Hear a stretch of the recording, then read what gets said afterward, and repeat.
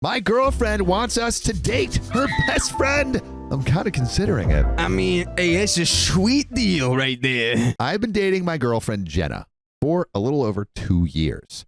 Things in the relationship have always been great. A little hiccup here and there, but just the usual stupid couple fights for dumb stuff that aren't that bad in the grand scheme of things. By the way, this comes from username. And if you want to submit your own stories, go to the r/OK Storytime subreddit. So Jenna has a friend, Mia, that she's been BFFs with since they became roommates freshman year of college. They're practically inseparable, and everyone thinks they're sisters because they look very similar aside from hair color. Okay. They're really close. Ridiculously close even. Apparently, when they were in college, they did this whole experimentation thing with each other. Oh, like they put goo in a test tube and then mixed it with you know. Did a baking soda volcano, you know? Yeah, they did the movie Weird Science. Weird Science. Anyway, yeah. Jenna was very upfront with me about this when we first started dating. They are both very attractive. And the idea of them doing what she talked about only turned me on to her more. Oh, they're electrical engineers. Wow, Jenna. That's why I turned on like a light switch. Well, Jenna and I have been solid the past 2 years. Mia hasn't been as lucky. She's dated about 6 guys since Jenna and I have been together, all varying from generally good guys to dirt pickles. She was one of those girls who just couldn't stay single. Since I've known her, she'd take a few weeks at most between relationships and then move on to the next one. That was until the most recent breakup about 3 months ago. Since then, she has been by herself trying to figure things out on her own. That's good. What we like, you know? Yeah. Take time to understand who you want to be. With help from my girlfriend and a little bit from me as well. Right before Thanksgiving break, we all went out to a bar to relax. But I see you in the comments if you see what's coming. I mean, they're probably just going to talk about their Electrical engineering studies. Yeah. Anatomy studies. Ooh. Well, at the bar, I noticed that Mia was a little more handsy with me than usual. Jenna didn't seem to mind at all, though.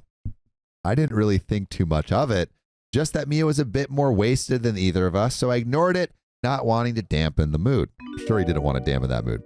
We eventually left and went back to Mia's apartment because it was within walking distance of the bar. It sounds like someone's mood's already a little damp. When we got there, we stayed up a bit longer, and the booze lowered everyone's inhibitions, and the topic of spicy sleep came up. This is when Mia and Jenna started to talk about their early college experiments in front of me. And that was just totally random, LOL. Totally random. Totally LOL XD Not random. trying to inspire something. While Jenna had told me things had happened, it was very matter of fact and straight to the point, no detail. This is the first time I got the whole story, and holy crap, was I turned on. OP's building circuitry. Like a madman. It was. I mean, hey, that's what they're talking about. The science experiments, you know, little circuit boards. Yeah. Oh, yeah. Oh, yeah. Oh, Put those circuits in parallel or in series. right. AC, DC. That's all me. I want that capacitor right there. Give me Put that diode on that transistor. thing. I'm pulling all of my electrical engineering knowledge, which is not much. This is the Dear Penthouse. So I won't go into details of what they said. And no, the three of us did not get into anything that night. However, when Jen and I went to bed, he brought up the idea of bringing Mia into the bedroom in the near future. Seeing as my pants were still tight from earlier, my goodness, OP, you are one little horn dog. Tight pants because of all of the electricity. Oh, the food he ate beforehand.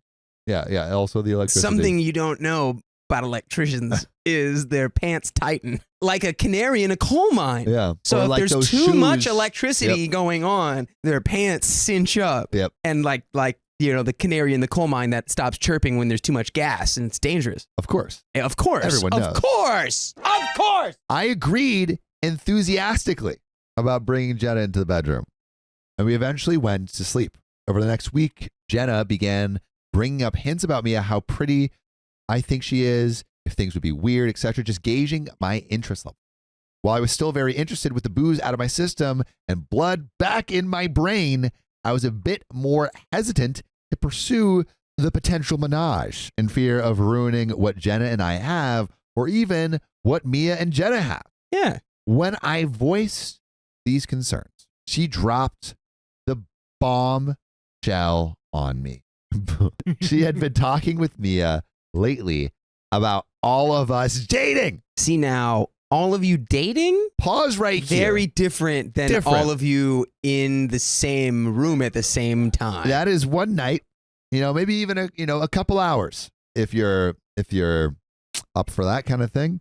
And that's much different than adding a third. A polycule is different than a 3-night stand. Yeah, this is like having a party versus starting a business. Yes. One is just sort of an event. The other is like a lifestyle. Yeah. And I don't think OP is ready for that. Also, I feel like it seems like she's been pitching, like Mia and Jenna have been talking about dating. I feel like OP should have been talked about with that information sooner. I feel like that should have been a conversation between OP and his girlfriend, instead of a conversation between these friends. They're just assuming he's a guy, he'll be down. Yeah. Which is not true. That's not true. That's not true. I would not be down for that. That's crazy. I feel like maybe guys would be down with it in theory, but confronted with the reality of that situation. As a meme, guys are down for course, it. But when it's real life, it's that's a lot of work. Okay. Yeah, first of all, yikes. Yeah. Oh, wow. I've got so much work to do. Yeah. So many flowers to get. That's for me, it's just not something I'd probably ever do.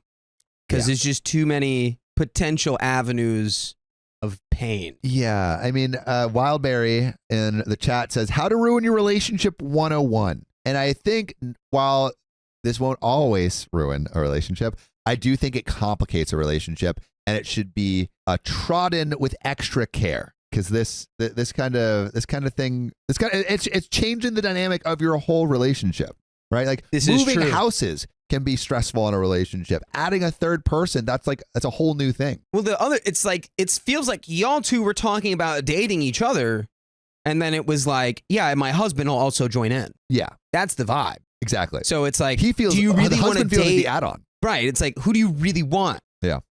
We got more to this story. Oh, wait, who said I don't want to disappoint two women at the same time? Who said that? Scroll up. Seamus James says, I don't want to disappoint two women at the same time. Dude, that's just Pete Davidson secretly in our comments right now. Too much to handle. Funny. That was funny. I was obviously confused. My first reaction was, you're joking, right? And then, are you testing me? But she butt-sured me. But she insured me. No, you got to say, but she ass-sured me. You got to really hit it. But she assured me that she wasn't. She was a very upfront person, has never done anything like that before, so I believed her. I then asked her if our relationship wasn't enough for her, if this meant she wanted to date other people, and she again very vehemently denied those concerns of mine. She said it would strictly be me, her, and Mia. Her reasoning was Jenna absolutely loves and adores Mia. Jenna is spicy-relatedly attracted to both me and Mia. Mia is spicy-relatedly attracted to both me and Jenna. In Jenna's mind, it's having your cake and eating it too. Oh, so our new word for that is spiciality. Spiciality. Ooh, yes, I like that. Spiciality attracted to. Okay. Yeah. I will use that from now on. Yeah. She did not force these wishes on me. She just brought up the possibility that it could happen. I asked where all this came from, and here's what I got out of her. Mia had brought up the idea of a 3-way to Jenna, and Jenna thought it would be fun. That's why Mia was extra flirty with me that one night. When Jenna got back to Mia's apartment, she started thinking about how she truly has feelings for both the people in the room, and that she couldn't differentiate between the love he has for both of us. It wasn't a very recent feeling either. She had been battling it for a while, and that night she talked about those things that she did with Mia, and it brought all the feelings back that she was unsure of. As it so happened, Mia had been harboring those same feelings and had the same type of epiphany and sought out Jenna to talk to her at some point this week. Mia told Jenna her feelings about both of us, and Jenna admitted she felt the same way about her. She told Mia he would speak to me about it. Jenna did not pressure me with the decision, and there was no malice behind any of her words. If anything, she was very gentle to make sure I wasn't upset. I was concerned that the three of us dating would just be stepping stone to slowly phase me out of the relationship without breaking up with me. I told her if that were the case, then she should just end things now. She swore up and down that this was not the case and even cried a little. She said that she loves me and doesn't want to lose me, but also loves Mia. I feel like a valid concern, you know, like I feel like a lot of people can start polycules because they have feelings for another person, but don't necessarily want to disappoint the person that they're with. I don't think it's maybe a lot of people is an overstatement, but we've read stories about that before. I can't speak to any certainty of like the mind state of people who are actively like poly. Yeah, So I could never. For the poly people in the chat, would love to hear from you. Does this feel kosher? Well, my question to Jenna, if I'm OP, my question would be: do you love Mia or do you lust Mia? I think she loves Mia. Because I think she also lusts. Case, I think she loves Mia. It sounds like what she was saying is like I was looking. Obviously, I was like, you know, spatially attracted to Mia, but then I realized that the two people in the room, I actually feel the same love for both of them, and so it is love. It's not just lust. Dang. So if I'm her partner, I'm OP. She's like, I'm in love with Mia, but I'm like, I'm not in love with Mia though.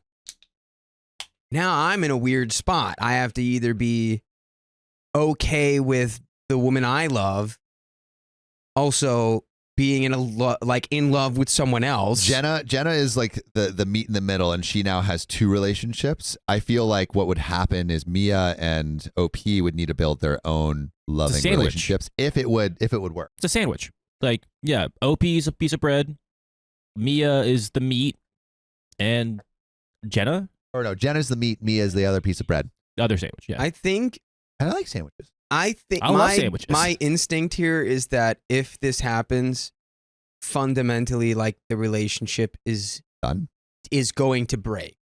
I think if because OP's not on board, OP doesn't have that connection to Mia. If it was like a hey, like let's do this thing casually, it's like maybe that could work.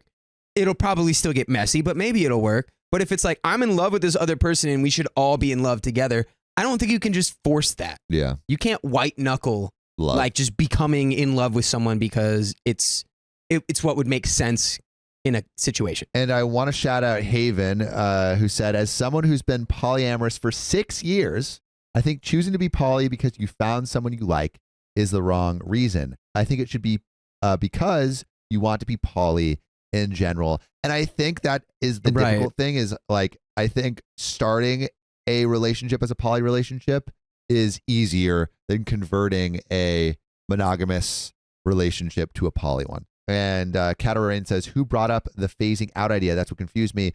OP is worried about being phased out. Which is true because the comment above that, B Hope Arts, is like, why is the girlfriend having these conversations with Mia before having them with OP? You talk to your partner about this before the potential new partner. It's like, yeah. I think it just came up. Well, it really does feel like it was like a, you know, we'll kind of already hammer it out on our end. So once we bring it to him, it'll just be like well, we already did this thing.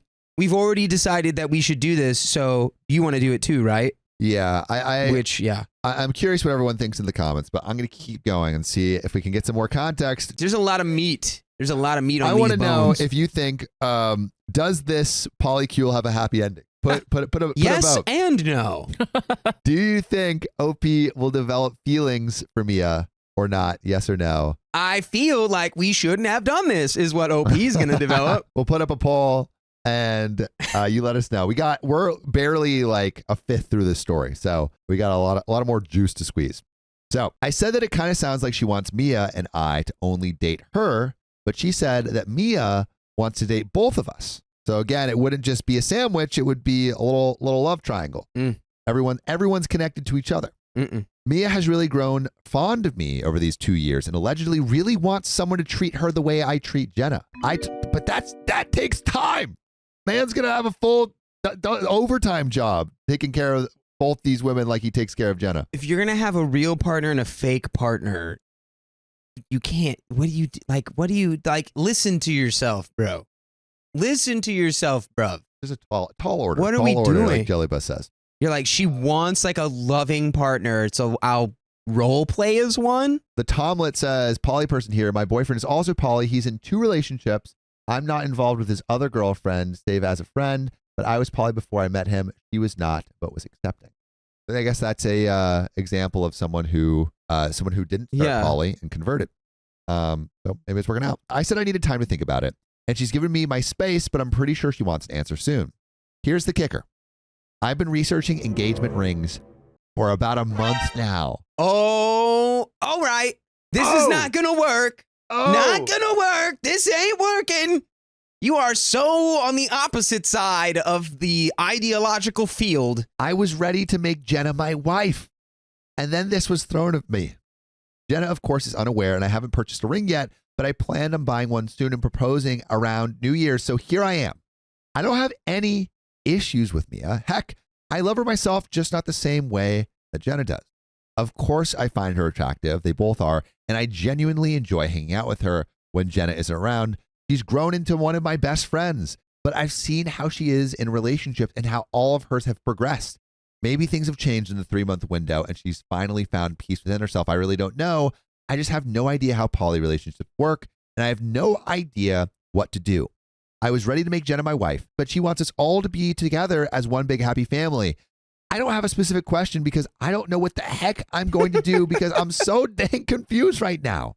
On the one hand, and I'm sorry if this sounds tactless and shallow, 2 very attractive women are into me and both want to have spicy sleep with me at the same time, and that is just fantastic. On the other hand, I'm happy with where Jenna and I are and am ready to marry her. What is my next step? How do I move forward with this? There is an edit. There are many thick, juicy updates. But Dakota, chat, what do you think is the move forward? And also, I'm looking at the votes right now. It looks like pass me that. 23% of people are saying it can have a happy ending. 77% are not. OP is definitely not on the same page as everyone else. Yagaira Reyes says this is not going to work at all. Wildberry, they're on very different pages. This is the thing. Do we remember the backstory we got on Mia at the beginning? Yeah. That she is chronically in a relationship, chronically not single. And it's all like her relationships are OP goes, I've seen how she is in relationships and how all of hers have progressed. So you know without a shred of doubt how that's going to play out. You think that her solution is that she's just not had enough on her plate in the relationship she's been in? Yeah. I very much doubt that. Yeah, I mean, if she's bad at relationships with one people, I mean, battling and working with the desires of 2 people is just so difficult. And maybe it would be different if she had a long history of very happy, beautiful relationships, but that is just not the case. Well, fundamentally, OP is like, you're just nowhere near where they are. I think you're like, I was ready to do the thing where we get married and then it's just me and you forever. I was ready for that. And now you didn't even bring this to me. You set this up without me. Also, and now I'm either have to be the good guy or the bad guy. Miss Woozy says poly relationships require constant conversation to ensure everyone is on the same page. I would probably be into poly, but it sounds like so much work. I can barely handle one partner. Yeah, it is. It is. I feel like poly relationships need more communication than just monogamous relationships. OP and friend haven't had any romantic interactions as far as we know. How could she know she wants to be in a relationship with him? Exactly. That's what I was don't just think she knows. about to say. She doesn't have any clarity. I think honestly, if you were trying to have the best chance of this working out, you should just I feel like they should all just hook up a couple times and then see how they feel and just naturally progress the relationship a step forward. I don't know if you're trying to make a little polycule. If you're going from 0 to 100, yeah. I don't know. It sounds like a terrible idea. I would say don't do this. But we got an edit. Yeah. So we had a long talk tonight with Jenna, then Mia and Jenna tonight.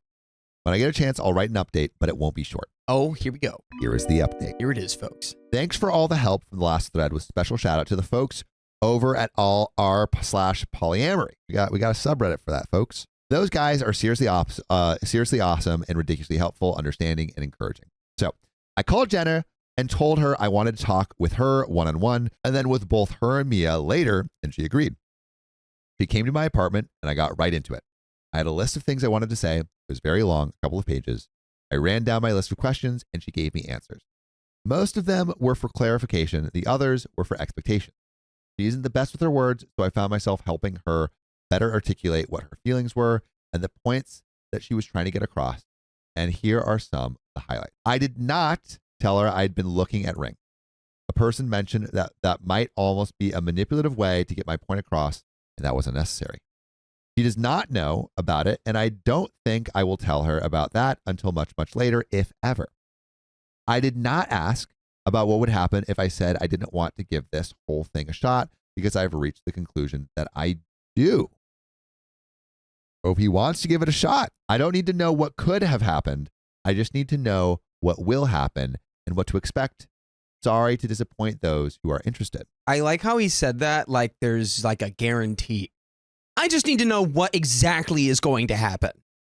Like, dude, you don't know. Like, it's either going to be like, I guess you spend the rest of your life with these two people. Well, wait. I don't think Jen is asking to marry the polycule. She's just asking to date. So it's not a rest of the life thing. It could be a triple That's marriage. how those things start. But I think it's a little less intense. I again asked if I was not enough for her. It was a basic insecurity question that I needed an answer for. We reached the conclusion that there was no less love for me or our relationship. She just has a ton of love to give out. And point blank, I asked her, had they at any point fooled around behind my back? Was there any cheating? Her response was no. I believe her. Okay. She's a god-awful liar, and I would have been able to tell the only time they did stuff was during wasted makeout sessions in front of me while at parties. I was okay with that. Can I give that 2 thumbs up? I told her how confused I was about the entire thing. She understood. She was too. I asked her what her expectations were for this entire thing. She said ultimately, she wants everyone to be happy with each other and for us all to date one another. I told her it was not a reasonable expectation at first because of the dynamic of Mia and my friendship at this point in a relationship, because they just know each other as like friends. They don't love each other like that. Yeah. They love each other like brotherly platonic love. Yeah, brotherly platonic love. Yeah. I couldn't think of any examples that wouldn't sound wrong though. I told her about the V dynamic, and she said it sounded like a good starting point. I guess the V dynamic is Jenna having a relationship with OP and Mia, but them not dating. Mia and OP. Sandwich, yeah. If you need to build graphs for this, if you need to make charts and visual aids for this, might be a little more complicated than what you're looking for, buddy. Ladito says, I feel like they should go on individual dates with the third to see if there's even feels there. I think the girlfriend is romanticizing the old hookup. I just think this is crazy that there was that comment that's like, don't tell her you were buying the ring because that's manipulative. It's like, I don't think you need to tell her that you're buying the ring, but you are genuinely like in a place where you were ready to settle and commit to one person. And she's telling you she wants the exact opposite of that. So you should let her know, hey, I'm very far away from where you're at. I am nowhere there close to where you're at naturally. I feel like he kind of got quickly over. He said he is down. I mean, how really? Try. I don't know. I asked her how she would feel if I were on a date with Mia while she was not around. She replied, I would be turned on. Electricians. Then we went off on a tangent about spicy sleep. I got a boner, and I found out that my girlfriend has a thing for that stuff, which I'm totally okay with. But I told her that being horny about it is all well and good. I just needed her to be happy for us if Mia and my relationship blossomed. She looked at me like a goofball and said with a smile, of course, I'd be thrilled if that were to happen. There's some other stuff that we talked about that I can't think of off the top of my head. And if you want to know, and I asked, I'll tell you, after we got all that crap out in the open, we called Mia over, had a group session about everything. So now we're getting to the group. It seems like OP is on board. I don't know. I'm not buying it. I feel like OP's convinced themselves to be on board. I think it's cool and hot and everything that they're all, all talking about good old romps in the sack. But it feels like the conversation is like very centered around like spicy sleep Yes. and not as much about, a loving relationship, right. dating dynamic. And I'm like, is the whole, is it lust? And now I'm wondering, like, is it lust or love? That again? was my whole question from the, because it feels very like, oh my God, I remember when we did that crazy thing. It's like, yeah, that was so crazy. It's like, I think let's maybe, do that again. It's like, are you sure? Are you really? Is it love? But Miss Jaber said, at least they're communicating.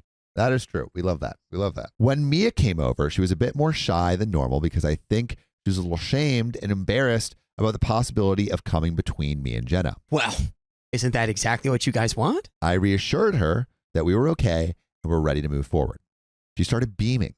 I went over a lot of the same stuff that I did with Jenna, so I won't repeat it, but we all did some talk about some aspects of everything. We defined the boundaries of if anyone else was allowed in our little group. Jenna said that she only felt the way she does about me and Mia, and I said I wasn't interested in anyone else, and Mia said she wasn't interested in anyone else. So the parameters have been set. Any outside interference was defined as cheating. This is what the polycule is. I'm still worried about Mia's past relationship history affecting this relationship. But it seems like everything's kind of going okay. This is not gonna go well. Duchess Cassandra says, I think the physical attraction is marring the romance aspect of the relationship. I do agree. But It's Me Nani says it's a good start. I think it is a good start. There's still more. There's a lot more. Here's my quick breakdown. Mia doesn't know what she wants. She just knows what she doesn't want, which is being single. OP is trying to white knuckle and logic their way into being cool with the the poly situation. Yep. Which is you can't do that. And honestly, all of this started from an actual lie, or at least deception, because the partner, Jenna, set all of this up alone, which you cannot do. So I would give maybe I'm a little bit on the other side. I think I would give a little more grace just because it seemed like it was a sudden realization of feelings, but I do feel like OP and Jenna should have had Jenna should have said, hey, I realize I have feelings for Mia. Can I talk to you about it? And I think then should have gone to Mia. Right. And so, yeah, I do agree that it is a little bit of it does feel like it hurts a little bit the integrity of the main relationship. Well, yeah, it forces OP into a corner. Yeah. Let me know if you agree. I would say it's it started a little bit rough. Yeah. But it does feel like they're communicating well now. Yeah. But the energy's so different between it starts hey, here's this thing I'm feeling now. What do you think about it? And versus hey, here's this thing we've got going on. Are you going to let it happen or are you going to shoot it down? Now you're in a position where it's I either have to be, instead of co-creating, I have to either rain on everyone's parade or I can be the cool guy. I wish they were co-creating this new phase of the relationship, and it feels like she's presenting an already thought out option. We decided that spicy sleep should be off limits for the time being, and they seemed both surprised and bummed out about that, but understood when I explained that we were basically starting a new relationship. It didn't matter how long we all knew each other. This is the start of something new, and spicy sleep with your partner isn't something you dive into right away until all parties are 100% comfortable with it. This included threesomes for the time being. I am wiener blocking myself and confusing my boner, but it's the right thing to do. I told them about the research I had done in the books that I had found, which were suggested to me by Redditors. What are these books? How we can all benefit from reading them. What are the... My book from Dr. Boner, How to Unconfuse Your Boner. Random thing here.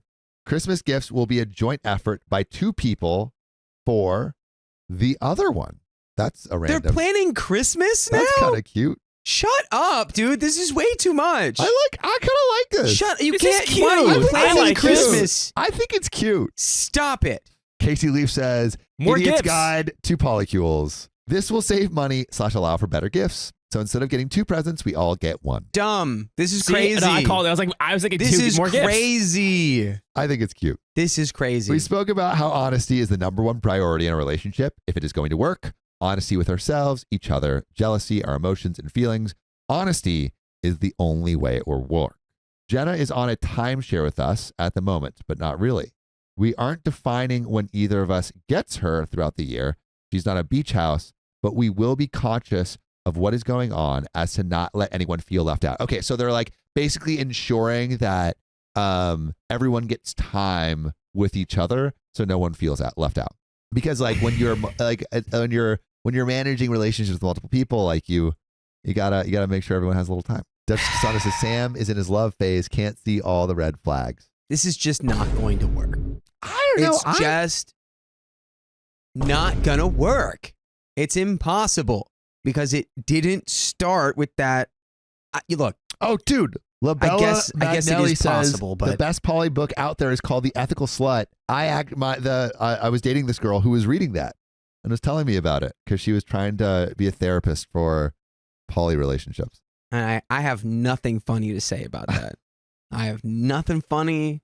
I have nothing that could maybe be an off-colored remark to say about that. I've only got squeaky clean. The bald man is in my head cleaning the floors.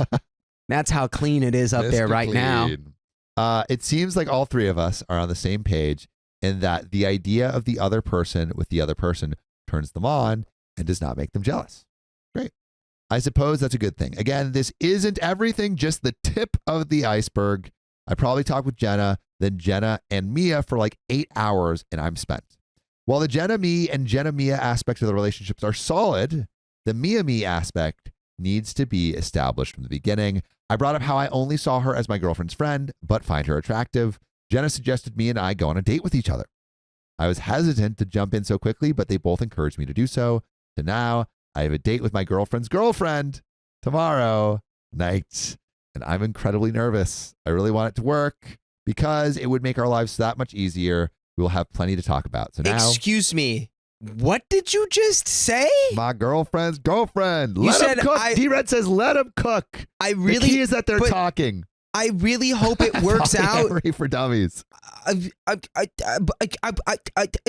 OP thinks this is going to make their lives easier? Slidey Toe says, sometimes the best throuples just happen. 3 people just click. Everyone is comfortable. Right. That doesn't sound like this is what's happening. They're having to plan Christmas. They're planning Christmas ahead of time.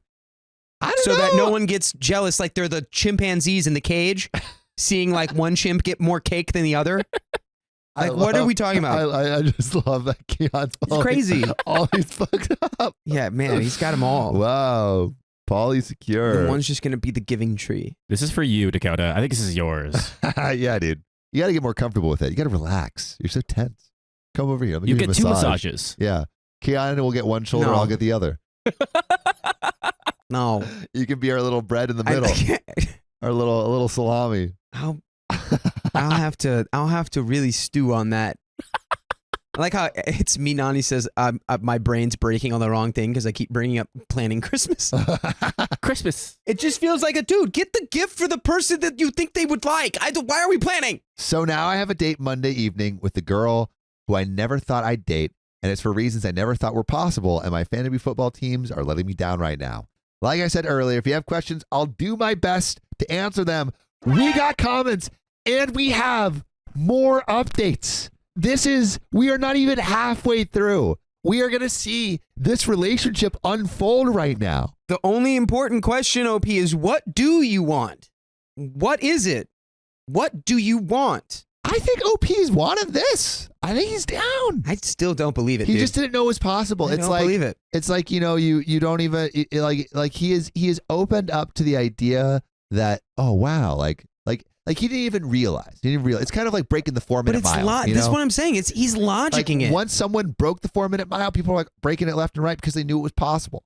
He didn't even know it was possible. Yeah, but this isn't a 4-minute mile. That's like a breaking the boundaries of like human physical limits. Like this is more just the boundaries of what he thought relationships could be. But look, my partner's like, I love Mia and we love each other and we're in love. We want to love. All of us want to be in love together. Yeah. And you're like, that's just my homie.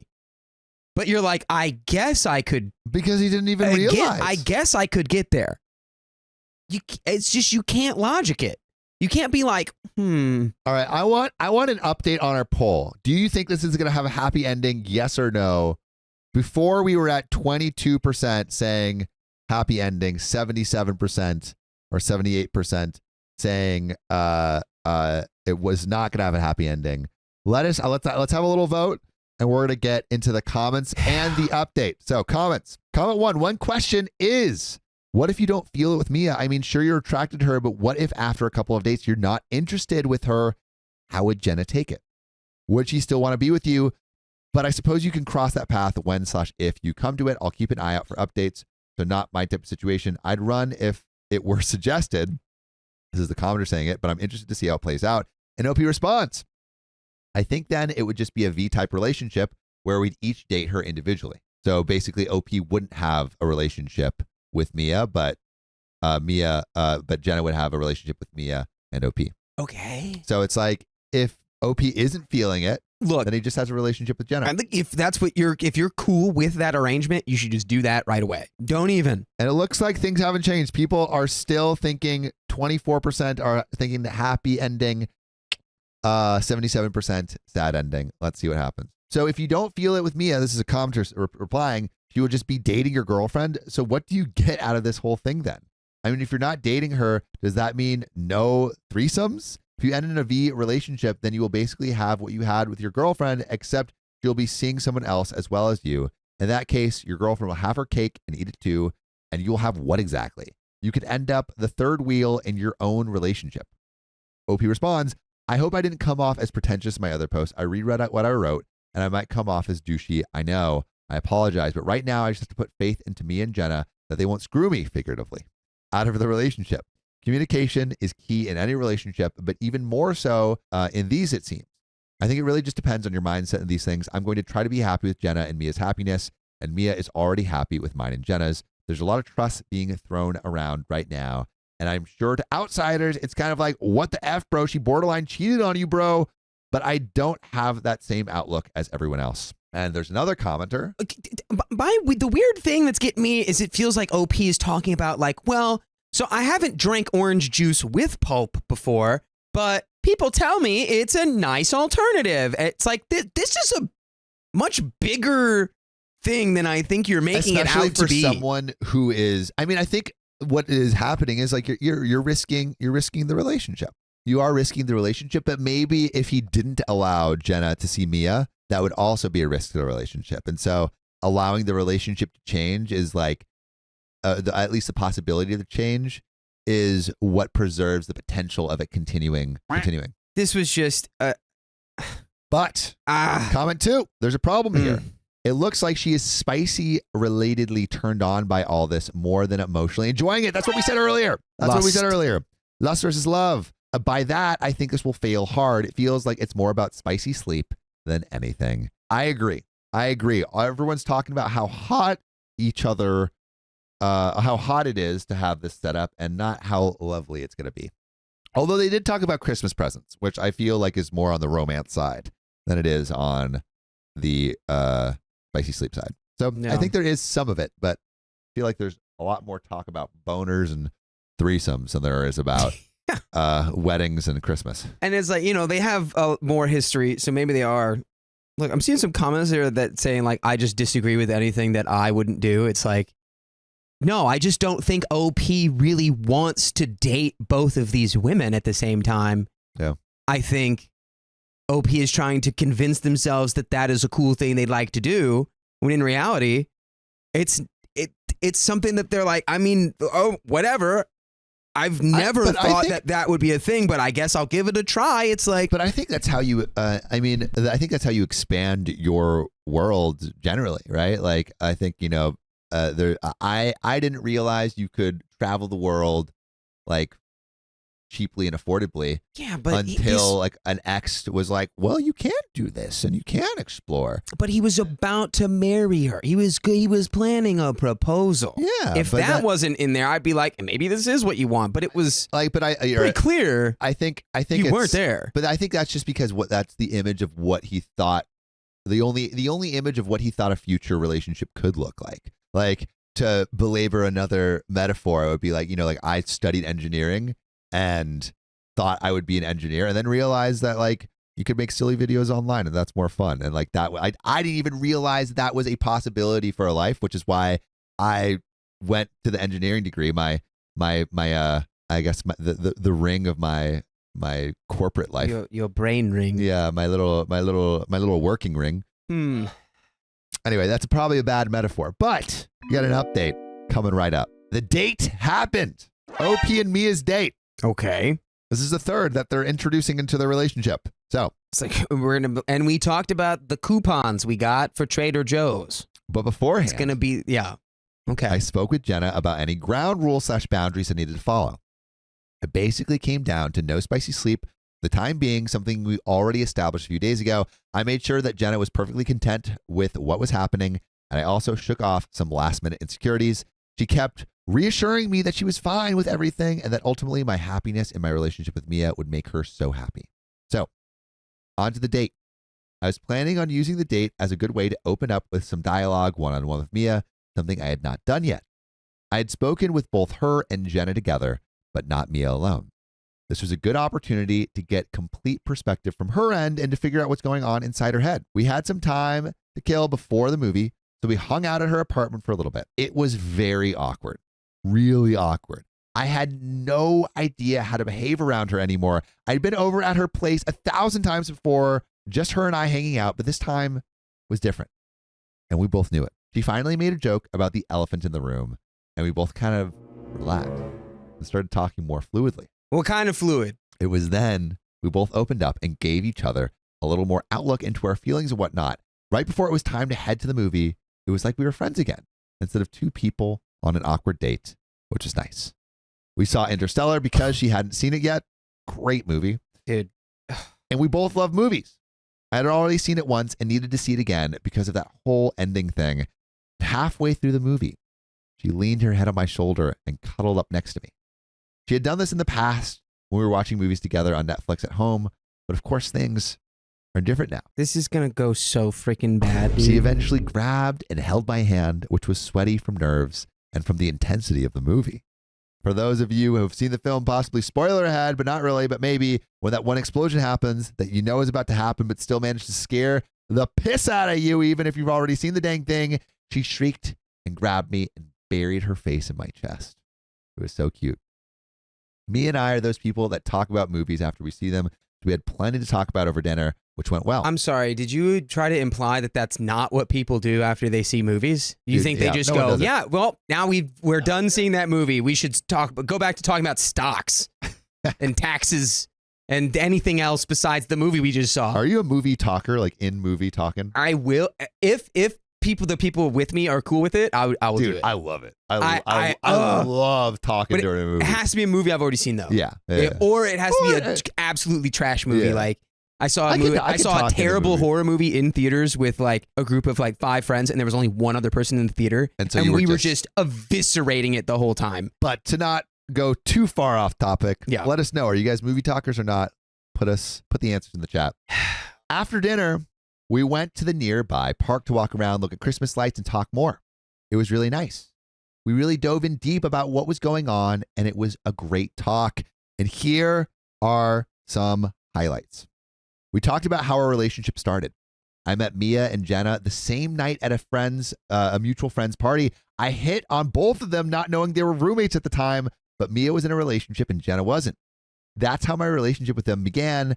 They apparently always got a laugh about it and joked that I could have had my pick of the two had Mia been single. Man's a regular Casanova over here. We share similar interests in movies, physical activities, sports, etc. We've always talked about going to the gym together. Now, I think we might actually do it. Dude, I think this is going well. You know where this is? This is where I see this going. You think it's going to the trash? I see this going to now you're going to have 2 women fighting over you because Mia is now going to, the person who's like chronically unable to be single, who like probably gets a lot of their value and self-worth from their relationships, is now going to split that with another person. I don't think that's going to go very well for them. Yeah. I think they don't realize how much they're going to hate that. And women fighting over you is stressful. I would say that is probably the case. Yeah. But like, you're just, Helen I don't of know. Troy is, it's a tough place to be. You're walking towards the edge of the volcano, brother. You're just about to jump in. So we talked about her past relationships. Normally, this is a no-no on a first date. I don't think so. I talked about past relationships, of course, with Allie, my girlfriend, when we talked about it. Actually, mostly on her past relationships, but a little bit on mine. I think it's great. You can do that. I don't think there's any problem about talking about past relationships. But I've known her for so long and have always kept my distance from her love life. She did not seem to mind. When she would break up with a guy, Jenna was the one who would console her. I help in any way I could, but not much as I can do when her best friend is taking control of the situation.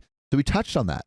I told her that I wasn't a fan of the majority of the guys she had dated, and she nodded and agreed. She talked to me about the problems she was having at the time and how she was finally able to seek out help a few months ago. That's what she had been doing for the past 4+ months.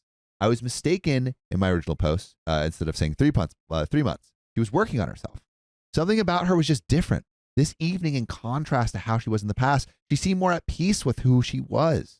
I don't really know how else to describe it. Whatever she's doing, it's working. Come on, Dakota. You got to admit. It's kind of going well. Being like, wow, I rehabbed my Achilles injury. I'm going to run 35 miles nonstop now. As hard as I can. I'm going to put myself in the most stress-tested environment. I've realigned my core values and I can better approach dating as a whole. Let's jump into one of the hardest versions of dating. Yeah. It's like you've done like 10 push-ups and now you're ready for Gladiator. You're setting yourself up for failure, buddy. I told her I always thought she was worth more than the way her boyfriends treated her, and she blushed and appreciated the sentiment. I got her side. And then later that night, the light bulb clicked for both. No. Wait, I got her side of the night. So this is what happened. So this is how this started. Mia and Jenna were talking one night and they brought up their previous smooch session. Okay. I got her side of the night, the light bulb clip for both of them because she tends to be better with words than Jenna. This is a bastardized recollection of what she said to me because it's early and I can't remember every detail. So I apologize if anything is unclear. Basically, Mia always had a thing for Jenna in the back of her mind and always repressed it and eventually developed feelings for me too. So Mia developed feelings for OP. I don't think Mia always thought I was attractive and really appreciated the way I handled myself around both Jenna and herself. She would oftentimes compliment me to Jenna, and Jenna would make fun of her for having a crush on me. Eventually, Mia brought up the idea of a threesome with Jenna and me, and she said Jenna was more enthusiastic than she thought she'd be, and that made Mia more excited. The night at the bar, after talking about all the things they used to do together, everything they've been through together, the light went on, and she finally realized her true feelings. She and Jenna soon had a very emotional conversation in which they told each other how they felt, tears were shed, feelings shared, all that good stuff. Mia admitted to Jenna that she loved her, but also had a crush on me and was really confused. Jenna admitted she loves us both, but said she wouldn't break up with me for Mia, to answer that question from the last 2 threads. Mia then said there was a pipe dream that we could all date each other, but never considered it a real possibility. When she found out I was actually okay with it, she was shocked and excited. I got to share my feelings mostly about how confused they were. I've always been monogamous, as had they, and while it was a new concept, it was exciting. I told her my biggest fear is that we'd all end up hating each other, but at the same time, nothing good ever happened from not trying. What do you got to say about that? I could come up with some contrarian examples, but I won't say them.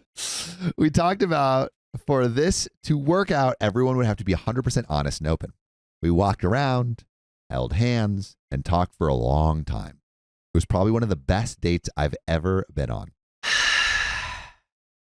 Me and I get along great as friends, but there's definitely chemistry between us. When I drop her off at the apartment, I got a goodnight kiss, something I wasn't planning on, but a pleasant surprise.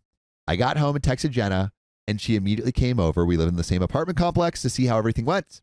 Is Jenna going to be okay with it? Is Jenna going to be okay with it? What do you think? I mean, yeah, I'm sure she's going to be thrilled about it. But the problem is that... What's the problem? I don't see any problems. It seems like everyone's like getting along great. Problem is where this ends up, dude. Keon, do you have a problem with this? As of right now, it seems clear as day. Like, it looks like it's working. I think it's working. I think it's working. Like, everyone talked about it. Everyone seems like they're on the same page. As long as there's clear communication. I'm waiting for the jealousy aspect to come in, but I don't think it's going to happen. I don't think so either. I think I guarantee you, Jenna's going to be like stoked. She's like, oh my God, you guys are connecting. You guys look so cute. Yeah. So as Mia and OP begin to build their dynamic, because they don't have one yet, as they begin to build it, Mia is going to develop these feelings that she had not had. And there is going to be this, well, who is, oh, well, we're all dating each other. So everyone's at exactly the same place emotionally with each other. But that's not going to be the case because there's always going to be some level of fluctuation. And that is going to drive her literally insane. And this is all going to explode. All right. There it is. I think that's part of being poly or non-monogamous. Yeah. It's just, it fluctuates, but like, it's how you handle it. Yeah, and how you communicate through it. Hey, I have 2 dogs. I can either get the little Chihuahua. You hate dogs. Or I can get the 180-pound Rottweiler with glowing red eyes. That's totally different. With like dark spells being I'm just saying. It's like the Rottweiler? Only one of those. Both of those options could work, but like one has a much higher likelihood of like problems happening. Little Chihuahua. I don't know. Little dog Chihuahuas with glowing red eyes. One of them might be a worse situation than the other. I don't know. The dog with glowing red eyes kind of sounds cute. Its name is Princess. I was completely upfront with her, Jenna. So now he's talking to Jenna about their relationship with Mia and told her everything. All the contact, the hand holding, the kiss. She just seemed thrilled. Good. She was happy for me. Right, of course she was, because this was her idea. This was Jenna's idea. She was happy for Mia. That's when I kind of just got it and understood everything as a whole. There was no jealousy from Jenna. There were no hurt feelings. She was proud and happy about me and Mia. It's what people over in the poly sub told me should happen. I don't know. All the self-doubt kind of went away. And at this point, I was just content. Seeing her so happy about the success of the date just put it all in perspective. And I, in turn, wanted the same for her and Mia. Her and Mia hung out themselves last night, and Jenna told me they had a blast, talked about Mia and I's date, and shared a moment themselves. When she told me I wasn't upset at all, I was happy and content. So that is where we are now. We're all hanging out tonight just for fun. Also, this story has a third left. We still got more. Yeah. Oh, we'll see how everything goes, but so far so good. This will probably be my last update. It's not, unless something crazy happens or it all blows up in my face again. There is an update. So wait around. Yes. Thanks for listening to me, even when I was being a wiener. The entire process of writing it all seems and seeing things from different angles has been cathartic. There are some comments, and I believe another update. Yeah, I bet you who knows what's in that update? Also, everyone stop hating on Chihuahuas. 2 of my favorite dogs were Zeus and Loki. They're 2 little Chihuahuas, and they were perfect. So how is our yappers, dude? They were perfect, adorable little dogs, and they did not yap. They were trained. They didn't yap? They behaved well. Because their owners made sure they did. So comment 1. Last update my butt. Update us all when you all bang. Comment 2. Someone is definitely going to get phased out eventually, but I think it will be OP. I don't know. This just seems so, weird. OP was going to propose to Jenna. Exactly. And now he's dating someone in addition to Jenna, and everyone is supposed to be hunky-dory about it, and no one is going to feel like a third wheel. It all started with Jenna and Mia wanting to F, but Jenna was in a serious relationship. Right. This does not seem like a great or realistic solution, but Jenna does get to have her cake and eat it too for a while. And we got update 3. Which, look, do you I don't agree even with care. That last comment? Jenna can eat the cake and have it. I don't care about that. If you are okay with that, OP, that's cool. Let her. If you have no feelings for Mia, but you're like, yes, Jenna, you can go date Mia without me. I don't care. He does have feelings for Mia. No, he doesn't. He had a date. He was like, He had a date. Yeah, but there were the feelings were, I feel like this is my best friend. You're saying when you heard that story, sparks. That would no.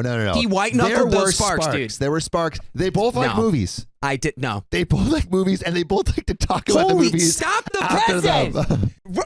Ding dong da ding! It's the wedding bells. They both like movies, people. Oh my god! They're made for each other, literally designed in a laboratory. I'm glad you think so. Look, and to be clear, I think OP and Jenna are fine. The thing that's going to mess all this up is Mia. Well, that's my prediction. Let's see.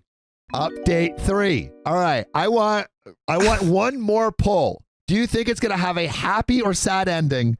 Put your answers in the chat right now. You know what? Happy or sad ending? Funny. We have Ending. a final update.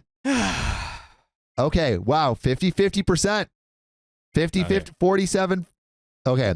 Tomlet says, okay, I get both Sam's and Dakota's POV because I've been here too. I dated my BFF's husband once and she was totally psyched out about it, but when it ended, it kind of ended the friendship too. I think I think that's the contract you sign up for. Yeah, I mean, it's like I think you enter into a new relationship when you add someone, and then if it doesn't work between any of those people, I think the whole relationship can end. It looks like people are a little push more towards happy. It went from like 25% to 36%, but still majority are saying sad ending. They're on the Dakota side of things. Let's see what happens in update 3. So I wasn't planning on updating again until we all had spicy sleep with each other. And I even had a great play on words ready for the title, Update Threesome. Oh, wow. Hey. Nice. Dude, what are you doing here? You should be at the Harvard Comedy College teaching people how to write jokes. Amen. But now I can't do that because things got effy. No way. Things got a little messy. Shut up, dude. No, Things it got didn't. messy. No, you didn't get married to both of them? All right. I was at the mall doing some Christmas shopping today with Mia while Jenna was at work. Oh my God, it's the Christmas shopping again. Things have been progressing nicely and we're getting along great. Mia is very bubbly and giddy, always holding my hand and leaning up to kiss me on the cheek every once in a while. It's cute. In the middle of our shopping trip, though, I got a call from my brother, 27 male. All right, you guys ready to play parts here? Because it's back and forth. All right. Okay. So, do you want me brother? Yeah, I'll be the brother. All right. What are you up to? Getting some Christmas. I'll just do my regular voice because that's what I've been. Some Christmas shopping done. Getting some Christmas shopping done at the mall. Are you with Jenna? Nah, she's at work. Why? I just needed to ask her something about what to get my wife for Christmas. Why don't you text her yourself? I did, and she didn't answer. Well, I mean, maybe you can help. I want to meet. You want to meet me at Mom and Dad's in a little bit? They need our help with some Christmas decorations right now. Anyway. Yeah, sure. I can meet you over there in about an hour. Okay. I tell. All right. So now our little thing has ended. I tell Mia what's happening. We finish shopping and I take her home. I head over to my parents, walk into their living room, and my mom, dad, and brother are all silent and looking at me like I've unalived the last panda on Earth. No, they're not doing an intervention. Oh, God, no. Okay, no, I know what's happened. No, I know what's happened. get ready for more conversation. Oh boys. my God, I know what's happened. Okay. Me, is everything all right? Are you cheating on Jenna? My heart fell out of my butt. Apparently, my brother saw me and Mia at the mall, and then he called me to verify it was in fact me he was looking at. And after we hung up, he followed us around and took photos of me and Mia holding hands and being touchy-feely. He then immediately went to our parents to tell them what he saw me doing and showed them the evidence, and then waited for me to arrive for my intervention. Stopping here real quick. How do you tell your parents that you're in a polycule? So when a man and a woman love another woman. You go, hey, Mom and Dad. I bet you didn't know your son was an overachiever. You say, what are you talking about? You blame it on your parents. You did this. Yeah, this is your fault. You prepared me for this. You made me such an overachiever. Yeah. I just didn't know how to stop. Maybe so hot, cool, and collected that I couldn't get enough. You gave me these jeans. I look like you guys. And I wear them well.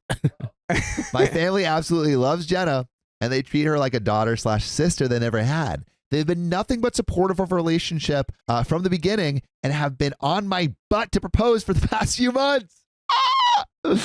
Oh my God. Wait, so were you even the one who wanted to propose then, or was it just your family pressuring you? I think he also wanted to propose, but he was also being Do pressured. you know what you want? They saw the look on my face, and my mom started crying.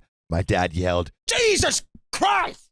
Are you effing stupid? I was like a deer caught in the headlights. I kept stammering, no, it's not what you think. I can explain. You like Courage the Cowardly Dog? They didn't want to hear it. At this point, I was bright red from embarrassment. My mom was crying, talking about how she thought she raised me better. My dad looked like he was about to unalive me. He told me, you need to come clean to that wonderful girl and hope she takes your R-slur cheating ass back. Here's the abridged version of the conversation that followed. Me, Jenna knows. Nuh-uh. Nuh-uh. Me, I'm not lying. Nuh-uh. Nuh-uh. We're all in a relationship together. Nuh-uh. Nuh-uh. That's the dad and the brother for all listeners. And mom's just... Me, no, for real, I'll call her. I call Jenna and put her on speakerphone. Hey, Jenna, I just got back from the mall. My brother saw me and Mia together. My parents now know about everything. ... ... Yep. ... Are they mad? They think I'm cheating on you. Did you explain everything? I tried. They don't believe me, and you're on speakerphone right now. Can you just say that I am not cheating on you so I can leave? OP is not cheating on me. I know he is dating Mia. You have been absolved. Thank you, Jenna. I love you. I love you too. Call ends. Silence. They had a bunch of questions that I really didn't have answers to. They asked a lot of details about the logistics of it all. If I still wanted to get married, kids, and all that stuff you guys have been asking. Even the spicy sleep. Your family? Bro, there's you. I need to know the questions they asked you because I guarantee you one of them was, why did you want this? And OP goes, I don't really know why I wanted this. It was a lot harder answering the questions face to face with my parents instead of being able to type and delete anything I said to make sure the words flowed properly. I was ready to pass away from embarrassment. My brother thought it was the funniest thing he'd ever heard and laughed periodically throughout the whole conversation. My parents have reached the conclusion that I am self-destructing my relationship with Jenna for a piece of booty. As my dad so eloquently put it, they could not comprehend what our dynamic was, but then again, I can't fault them for that. It is different. I was really... Then again, I can't really fault them for that because I can't describe it either. They then asked to meet Mia, which was really weird because they've met her many, many times before and just called her a side piece regardless. I just started dating Mia, and it's a little early to be bringing her around to meet them. I told them no, and then they said it was a phase. Then they said they don't know what to tell the rest of the family, and then they said it was all going to blow up in my face in the last few threads. The entire time I was talking to them, my phone was blowing up with text messages. When I finally left, I saw they were all from my brother, who was sending them under the table. They were all along the lines of, I'm so proud of you, and my little bro is a spicy sleep god, and asking for details about the wild threesomes I must be having. Jen and I just had spicy sleep for the first time since all this started last night. Neither of us has had spicy sleep with Mia yet. Mia knew and was cool with that, so no worries there. So obviously I won't tell him about that stuff yet or ever. I am pissed at my brother for being a wiener. By the way, you should never be a wiener. And you should go listen to full episodes with stories just like this. Go to Spotify, Apple Podcasts, or your favorite podcast app and search OK Storytime. There's another relevant update, but let's discuss. Dakota, is this ending happily or sadly? I swear to God, if this ends without any clear resolution, the resolution I'm going to be seems so good. mad because they'll never update this with the, hey, so I guess who's single? Like they'll never say that. At least maybe not. I don't know, dude. I don't know. It doesn't feel like they would. Dude, all of this goes back to my same point. I don't think OP ever knew what they really wanted. Because then it even came out that their family had been hounding them to propose for months. I bet you that's why OP wanted to propose.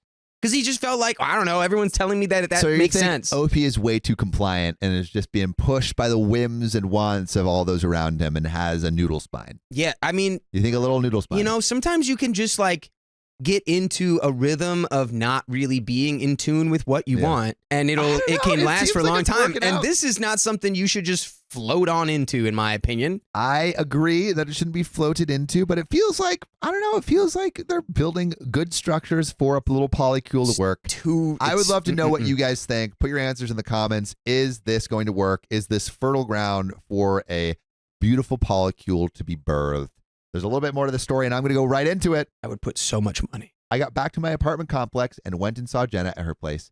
Mia was there too. We had a nice long talk about it. Jenna was mortified. Mia felt like a homewrecker, and I just wanted the day to end. Both Mia and Jenna's parents live out of state, and Jenna always goes there for Christmas. Mia's parents live further away, and she couldn't afford to get a plane ticket out there this year, so I was entertaining the idea of inviting Mia along with me to Christmas at my family's place. Not sure if that's a good idea anymore. Pretty bummed because things were going pretty smoothly with a little resistance/drama between the three of us. But right now, things are pretty darn awkward. We're all pretty embarrassed at the moment. And that's how my parents found out I'm in a polyamorous relationship with two women. I was blowing off the what will you say to your parents questions from the previous threads because I really did not think I'd have to deal with it for a long time. So I was completely caught off guard and had no idea what to say or do. It went about as bad as I hoped it wouldn't. Sorry about the lack of banging in this update. Just thought I'd share. Hopefully no more updates for a while unless spicy sleep is involved. I'm going to bed.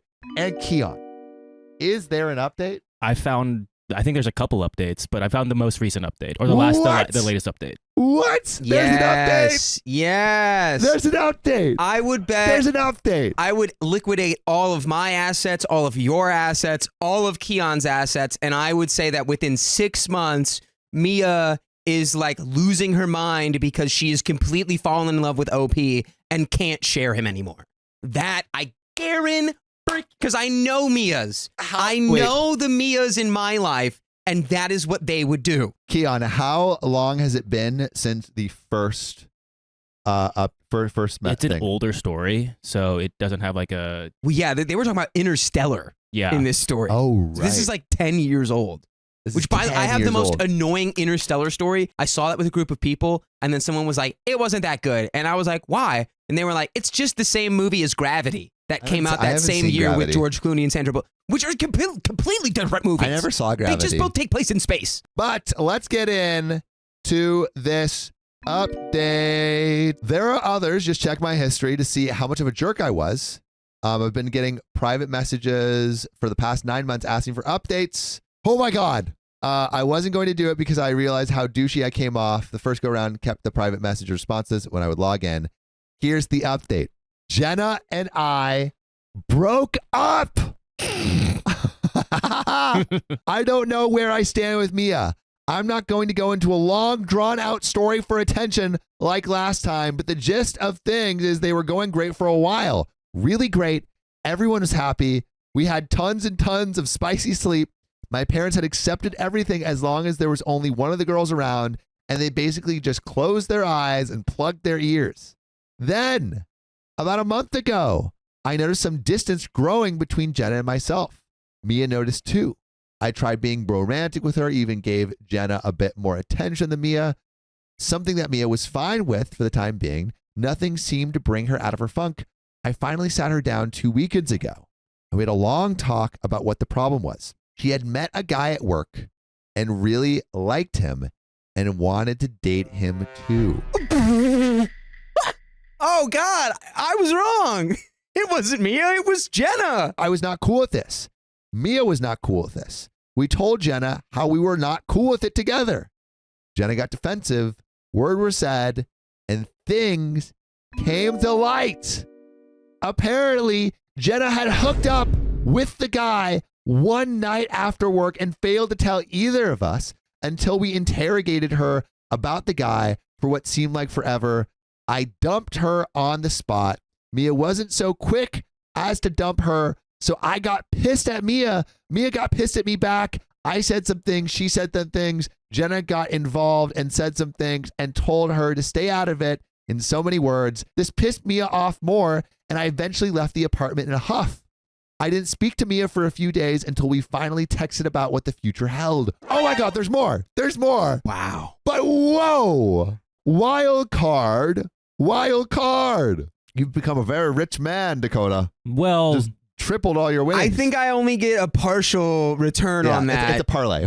Yeah, because I mean, I really thought it would be, the tried and true, like someone who every relationship is always going south and it's always something. Yeah. But it was Jenna. Wow. Oh my God. And it was her idea to start doing this. You know what they say? You give them an inch, they take a mile. Unbelievable. Bravo. Thank you. She came over and we talked forever. She says she loves me, but she still loves Jenna and doesn't want to throw away her years-long friendship over this. I told her it was a perfectly valid excuse to do so. She cried and cried.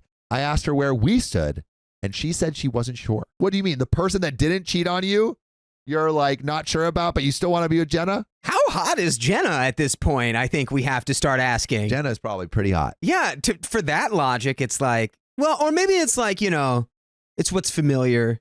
Probably because it was like, it was their whole special thing. Maybe like a reluctance to let go of it. I told her I couldn't be with her if she was going to stay with Jenna. I gave her Jenna's things because I was not speaking to Jenna anymore, and Mia has been talking to her still. I don't know what Mia is going to do, so I am in limbo. So now I'm waiting on Mia and what she decides. If she doesn't come up with a decision too soon, I'm going to be making one for her. I'm tired. No. I've been drunk pretty much nonstop the past week, and I almost feel like I deserve this. Oh my God. Brother, make a decision for yourself. I don't even know if I still want to be with Mia. I went from seeing 2 people I love on a daily basis to seeing no one and being a hermit. I told my brother the bare essentials, and he was surprisingly sympathetic towards me about it. Said I didn't deserve to be cheated on no matter how weird my relationships were. Crap sucks. Any updates will not receive a new thread. I will just add them here. I'm done being an attention sloot. I just love that the brother who was like, yeah, he's the spicy sleep god is down on his luck. I got to be there for him. That's it. I got to be there for my spicy sleep god brother. I think that, buddy, I think you should just walk away from this whole situation right now. I think you should be done with Mia and Jenna, and that whole situation should be put behind you. Shout out to Courtney Electra in the chat for actually predicting this happening. Wow. That is insane. I did not see that coming. Neither did I. did not see that I did not coming. see that coming at all. People were like, he's going to take a victory lap. I can't. I was wrong. I was not right. You were right-ish. You were right-ish. You knew the relationship would end. Well, in a way, it's like I was right, but it wasn't the way I thought. But that just goes to show you, it's like when you're in a poly relationship, it's like, yeah, you just never know what's gonna. It throws a lot of uncertainty into the mix that's not there. Well, that is where that story ends. So poly relationships, can they work? Can they not? Yes. No. Debate it in the comments. I refuse to give my friend a pricey wedding gift. She didn't take it lightly. Cha-ching. Am I the a-hole for refusing to get my best friend a wedding gift? I, 23 female, have known my best friend, 24 female, let's call her Maria, since we were babies. We have been inseparable our whole lives, and she's like a sister to me. We both grew up in a poor area, and our families struggle a lot with money. By the way, this comes from Standard Passage 7787, and if you want to submit your own stories, go to the r/OK Storytime subreddit. So, we're both in our final year of college now, and I don't have a lot of money to spare. I have lots of student debt, and I work 2 jobs to have enough money for food and rent, etc. We both go to a very prestigious college, so we have worked very hard to get to where we are. Around 6 months ago, Maria met a guy at the shop she works at called Mike. 33 male. They started dating pretty quickly, and Mike is very rich. Oh. He's the definition of living off daddy's money. Oh. At first, I was a little bit skeptical, as obviously Mike is quite a bit older than her, but she seemed happy. Yeah, they're like, it seems like they're about to graduate, so she's probably like 22. She's 24. 24. He's 33. Ah, I see. After a month of them dating, Maria had changed a lot. She was missing lectures and tests to go on last-minute holidays to Dubai, Paris, New York, etc. Oh. And always coming back with designer accessories. After 3 months, she moved in with Mike, which upset me as I had to sell our shared apartment because I could not afford rent by myself. I thought they were moving very quickly, but I didn't want to seem jealous or petty by bringing it up. Around a month ago, Mike proposed to Maria, and she accepted. I was happy for her, but after she told me her plans, I was shocked. Maria's dream since we were kids was to work for NASA, and she had worked so hard for this. She's taken internships there and was planning to apply there for next year, but her new plan is to get married, graduate college, and move to LA with Mike and become a housewife. That's what he turned into me for. Riley's like, comment. I thought you were ready. I wasn't. Yeah. Yeah. Oh, I mean, if she wants to, go for it. But yeah, that is. I do see where OP's coming from. It's like, hey, like, it's giving. You're giving up the dream for the guy. Yes. You know what I mean? Well, for the money. For the money. the and lifestyle. maybe, potentially, I would guess, to maybe acquiesce to his vision of what he wants her to do. Yes. I think that, obviously, if this is what she wants, that's her decision. But I think from OP's standpoint, it's like you are changing who you are and who I know you to be. And it feels very sudden, and maybe there's a lot of worry that OP has. Yeah. The wedding is planned for this December, and it is the most lavish, expensive wedding that you can think of. Her bridal shower is next week, and she has asked me to be her maid of honor. While I don't approve of her plans, of course I said yes. She's inviting me and some of her new rich friends she's met through Mike to the shower, and she made a group chat with all of us in. She sent us a list of the presents she wanted, which took me by surprise, because this list included designer items and luxury furniture that I could definitely not afford. The cheapest was $550. Oops. And OP's 23. And like working 2 jobs to be able to afford everything she's doing right now. Nope. No. And she should understand because they both had They both had that. Like, how could you not understand that? Oh boy. I had planned to get her something sentimental and personal, not designer brands. While all the bridesmaids were discussing in the chat what they would buy for her, I messaged her privately and apologized that I wouldn't be able to buy anything. She completely went off at me, saying that my financial issues shouldn't get in the way of her wedding. They're not. She's right, but why are you making them your problem then? Literally. Like, they're not at all getting in the way of your wedding. Sorry, girl, you're not going to get the $1,200 toaster you wanted on your freaking website. Ay. I got pretty upset at this, as this isn't the Maria I've known my whole life, and she is well aware of my issues with money. I told her if that is the way she's acting, I wouldn't buy her anything at all. She's removed me from the wedding party chat, and I've had several angry messages from Mike and the bridesmaids telling me what a horrible friend I am. Oh. I'm feeling very conflicted about whether I'm in the wrong. Am I the a-hole? And there are some comments, but what do you say, John? You know what? Friendships and the relationships that matter most to us, not about money. Not about money. Not about gifts. No. Not about material things. It's about love. Friendships aren't about the gifts that you guys get each other. That's not a good friendship. That's not it. It's certainly not about spending $550 or making your friends spend $550 on you. No. She doesn't have the money. Like, you know this. You were in the same position as her until you got this like sugar daddy. And I love the idea of the sentimental wedding gift because I feel like it's like the classic trope of like Riley said, like the $1,200 toaster or whatever is like the wedding gift. But like thinking of something like it's the probably the most important day in so many people's lives, and it's like you make something really special to kind of commemorate that moment. It's beautiful. Yeah, one time I was talking to my friends about getting someone a wedding gift, and I was like, let's get them a gnome. And they completely shut it down because I thought it was like super like, you know. A gnome? A gnome. What? I was like, hey, we should get this couple a gnome. And basically this gnome is like, hello, this is Mr. Troublemaker. And this troublemaker gnome always leaves the door open, or always leaves the toothpaste out, or always leaves the cabinets open. So you must blame him for all of these little mysterious things that happen around the house, not each other. And that's the only thing that you're going to get them? Yeah, I was going to, and cash. I was going to put like some cash at the bottom of it. Gnome and some cash. And Who would hate that? Who would hate that? Maybe we just stick to the registry for that one. What? That makes... Why would you not like that? You are giving them some, like, you know how much less stress around the house there's going to be? Blaming the gnome? It sounds like Mr. Troublemaker left out the cup again. Well, Mr. Troublemaker put the shoes in the doorway. We must get on to him. Instead of like, hey, why'd you do that? So it's just passive aggressive. It's not passive aggressive. You just make fun of light of it as if like, okay, these are little things that don't matter at all. Got you. To defend Riley, like, you know, because cash, especially like if the couple is like, pull. I'm making a poll. Keep going. I was defending your idea. Good. Because it's I'm like coming after Sophia right now. Cash can be a great gift. Yeah, absolutely. But it's sometimes like you're like, I wanted to make it more personal. This is a way to like give cash, which in many cases is a great gift, and have something sent to. You've put some thought into it, you know. So you're going with the gnome, John? Me personally, no. But I was gonna get you a gnome. I'm just saying it's not the gift that I'm going to get. That's all I was saying. So if I get you a gnome in cash, are you going to be pissed at me? I will love it. I would absolutely. I'm not joking. I genuinely. But how much cash would you be happy with?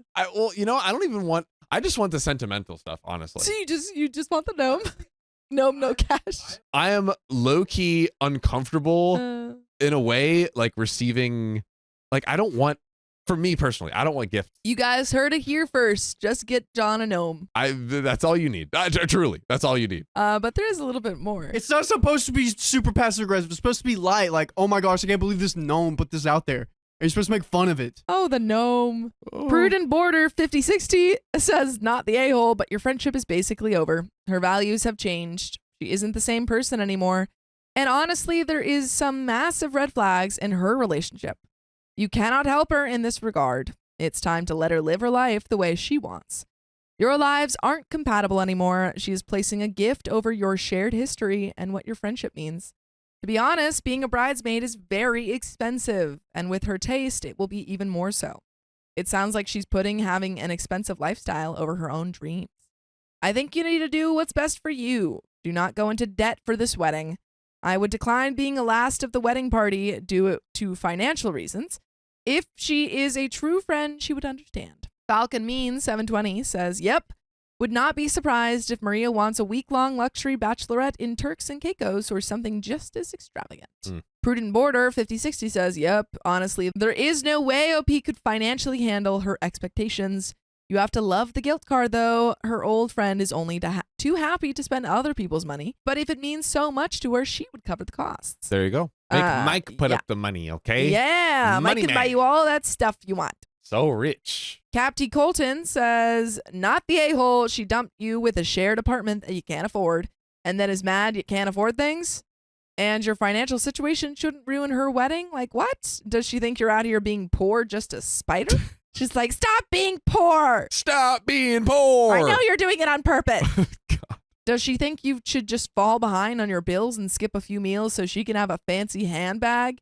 This girl doesn't care about you, and she's made it very obvious. And there is an update. So let's just dive right in. Well, let's go. 15 days later.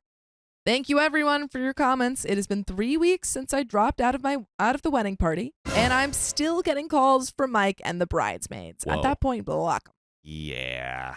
I spoke to a couple friends and asked for advice, and like a lot of comments said, they advised just to be there for Maria and try to reach out if possible. I messaged her last week asking to meet for coffee, and after being left on red for a few days, she agreed. I spoke to her explaining my concerns about the marriage and why I decided to drop out of the wedding. She stayed silent through all of it, and when I finished, she broke down in tears so badly she couldn't speak. Oh. I took her back to my place, and once she calmed down, she explained what was really happening. Okay, this is something was happening. Yeah. Okay. Like I said, Mike lives off his parents' fortune. Turns out his parents had a deal. He could only continue using their money as long as he got married by 35. Dude. Okay, great. Give me half. Wait, he had the Princess and the Frog deal.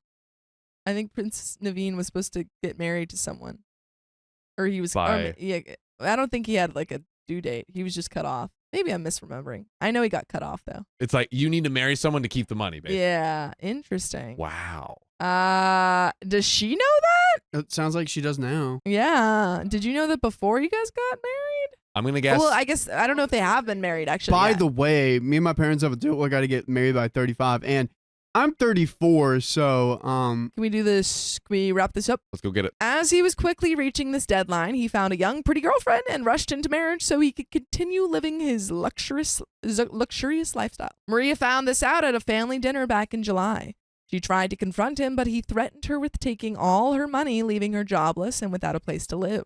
That is the basis of a healthy relationship. Yeah. Hey, wife, I want to make sure you're homeless. Mike's parents also have a prenuptial in the works, and Maria confessed she has been stalling it as long as she can. She also explained to me that the bridesmaids and new friends had been picked by Mike as daughters of his father's friends, and they all made fun of Maria for being previously poor. Because of this, she felt like she had to change, hence the dramatic personality change and expensive registry. It all went down after I dropped out of the party. And real quick pause. It seems like OP got curious and found some information out. Yeah, I think that, when you notice your friends having this really abrupt change in personality, just check in. If they react poorly, that's not on you, but check in with them. See if everything's okay. You never know. Yeah. You never know 100% what's going on or what's happened. Yeah.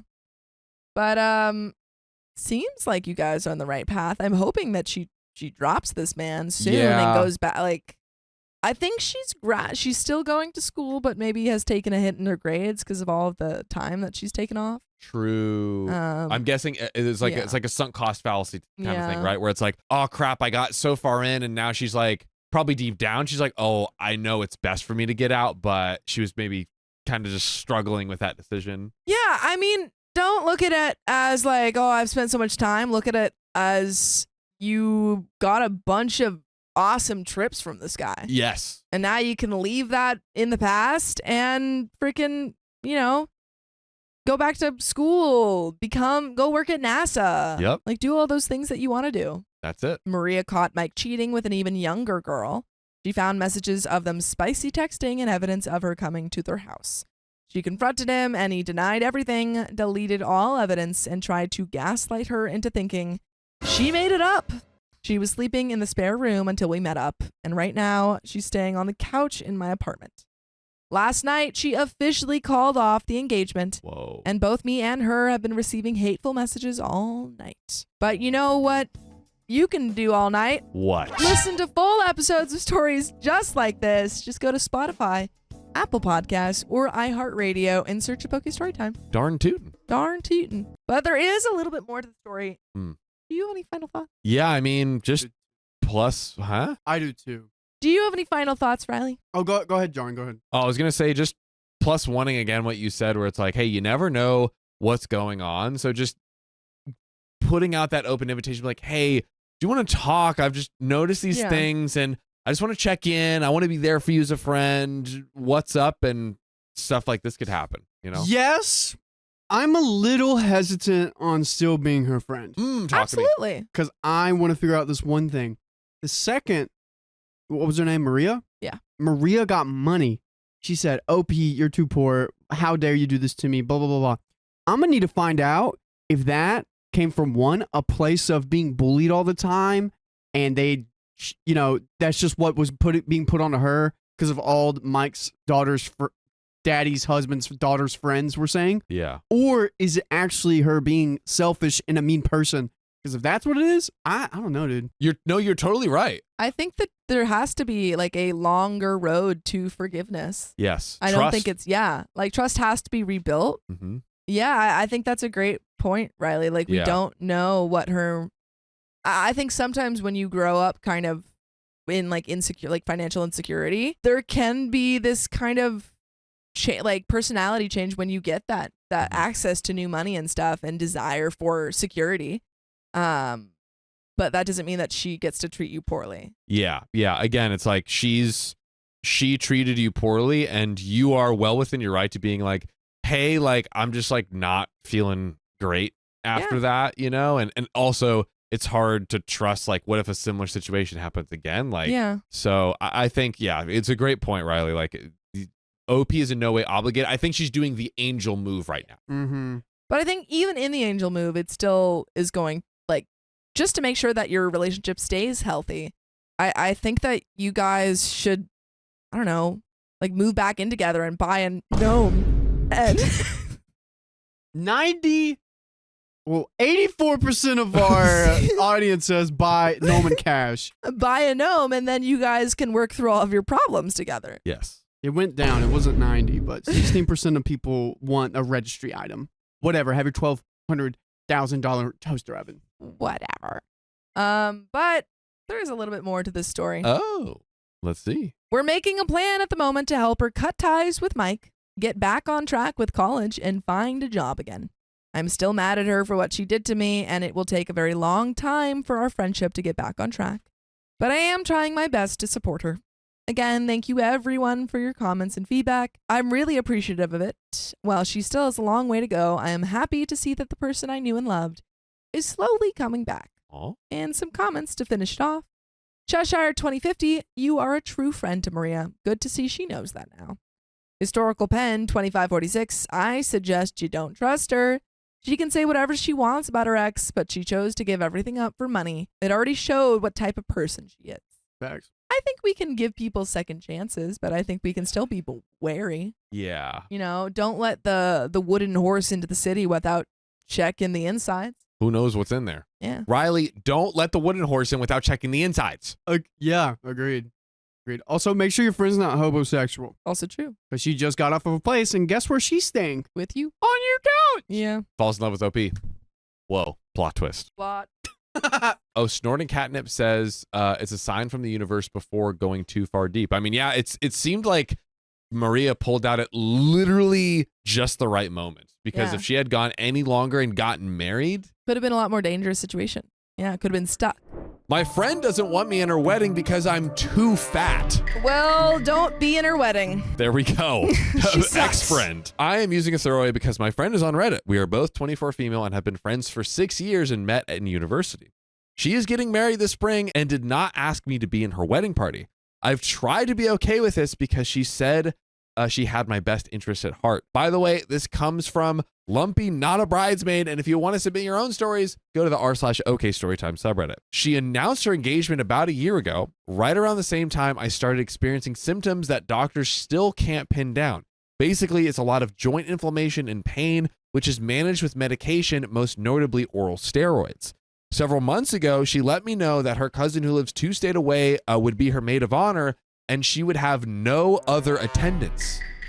Like no people at the wedding at all? She's like, you're gonna, well, I guess it's a small wedding. Maybe. I mean, that's super small. Like just you. Pretty much letting me know that I would not be in her wedding party. Okay, so just the party. Okay. She said that it was a quote unquote family obligation and she didn't want to run me down too much with all the work involved in being a bridesmaid/honor attendant. Plus, she knows that I've had a lot of medical bills recently. In the months since, however, the reality is that I've been conscripted to help out with a lot for not being a bridesmaid. That is where it is wrong. That is where it goes wrong. You can't be doing both. Can't be doing both. I went to her to at least a dozen prospective venues. A dozen. I went dress shopping with her twice. Did a tasting at her caterer. I helped her address the save the date cards and invitations. Are you marrying her? Are you marrying OP? What's going on? OP's doing a lot of work here. No, it sounds like OP's like the partner getting married. Yeah. What the heck? I help design and will probably be asked to help construct centerpieces. The other day, I went to get my hair cut. My stylist is very chatty, and I mentioned to her that I was going to be a guest at a wedding soon and complained a little how much work I was doing for it. She told me a bit about her own wedding and one that she'd been in, and we got on the subject of being a bridesmaid and bridezilla behavior. I have a client who may be a bridezilla, she said. She didn't ask her best friend to be in the wedding because she got fat. She went on about this so-called bridezilla, and it became clear that she was talking about my best friend and me. I'm sorry, but that's like a weird way of really, that's kind of whack. Why? You're doing all of this work and then you're getting crap talked? Yeah, well, and then the hairdresser is like, oh yeah, I know this friend who, is being run around and the girl kicked her out because she's too fat. And then Opie's like, wait, you're talking about me? Yeah, she's sorry. She's with the hairdresser and she's like, wait, is this story about me? Yes. And it's like, dude, hairdresser, why are you piling on right now? Like, bro, can I not get a break? Yeah, I am talking about you. Yeah. Just be direct and be like, hey, it sounds like maybe your friend is pushing you out. Don't I don't know. That's so weird. I'm sorry. Opie says, I'm not surprised. This is a small town and I know that my friend goes to the same stylist. Okay. Yeah. I managed to keep it together until my appointment was done, but once I made it out to my car, I burst into tears. I felt crappy enough already with everything going on just to find out I'm no longer pretty enough to stand up with my best friend on her special day. Well, she's ugly on the inside, so. Boom. Got her. You Also, shouldn't want to stand near her. Again, to curiosity, we don't have 100% confirmation from the actual friend that this is true. This is what the hairdresser very weirdly communicated to her. That's true. Like, go talk to her directly before we believe everything that's been said. Yeah. Yeah. See, the steroids have wrecked me even as they help my pain and inflammation. I've not so much gained weight as had fat redistributed in the most unattractive places like my face and neck, and my midsection is lumpy where it never was before. I'm on a low-carb diet, which is helping my weight be basically the same, but I've just about lost my previous hourglass figure, and I don't like what I see in the mirror anymore. I guess I can sort of understand that she doesn't want this body in her wedding pictures, but I thought our friendship was less superficial than that. Well, she's superficial. That's not your fault. Yeah. Yeah. I just want my friends there. Yeah, exactly. Friendship doesn't revolve around like fitting into some perceived looks, you know? In fact, if Or you're good looks. really true friends, one might be like, oh, hey, OP's going through all this stuff with the medication. You know, it probably would make her, maybe make her feel included and beautiful to be the bride of honor. Like, hey, we're going to pick out the special dress and kind of have fun, glamming up. I don't know. You're like, exactly. Like, I don't know. This is just awful. Like, this is also going back to OP's one of the only attendants, right? She said, Is that, or did I miss? friend said that there'd be like one person in the bridal party, I believe. Yeah. Sorry, one of the only, bridesmaids, and it's like supposedly this is your closest friend, and yet you're talking about them in this way. Yeah, dude. I don't know, man. Whack. At lunchtime today, she texted me. Basically, she threw out a pretty obvious hint that she wants me to throw her a bridal shower and a bachelorette party. And I'd say, hey, I heard you kind of crap talking me. Yeah. I don't think I can do that anymore. I would love to have a conversation about that actually before I do anything further. Yes. I'm curious what producer Dakota thinks. How you doing over there? No, here's what I think. And what do you think? I think if someone makes you feel bad because they're being ridiculous like this, don't go to their wedding. Oops. Yeah. But I do think you should have a conversation with her because right now you're only getting secondhand Yes. information. Oh, no. Stop caring. Uh-oh. Wait. No, Shut it down. No, but like honestly, if you're have the conversation. Yeah. Yeah.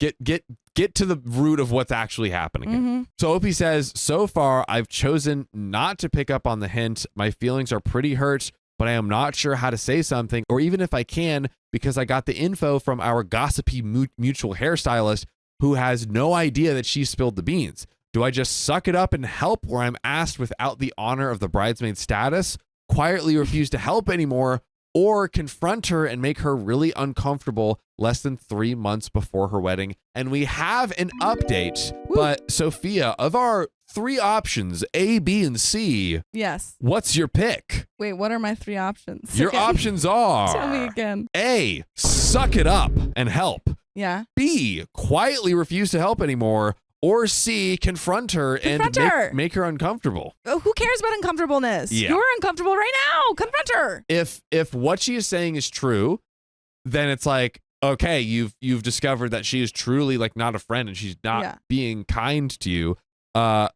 Or you discover, oh, it was some crazy, insane misunderstanding. Yeah. And it's actually all good, and here's why. And it's like, oh, okay. Exactly. Yeah, she could have been like, oh, I never said that. You know? Like hairstylists must have heard something, misheard. I don't know. Yeah. Like talk to her. Talk to her. Just talk to her. See what happens. Yeah, I think the hairstyle knows. The hairstyle knows. The hairstylist. The hair knows. She knows. She knows. The hair is like, hey, psst, I heard the secrets. She's her hairstylist is the Rat King. Oh. That's all the secrets. Oh, God. But we have an update. A lot has happened in the time since my last post. I held off on updating because I was hoping things would take a turn for the better between the two of us, but I don't think that that's going to happen. Anyways, I feel really stupid at this point because, as several of you pointed out, this girl has no idea what being a friend really is. I had scheduled drinks with my friend. We'll call her Ariel because that's her name, and I no longer care what she thinks. On that Friday, and I decided to confront her then on what our stylist had told me. I just said I'd heard the real reason I wasn't asked to be in her wedding was due to my appearance.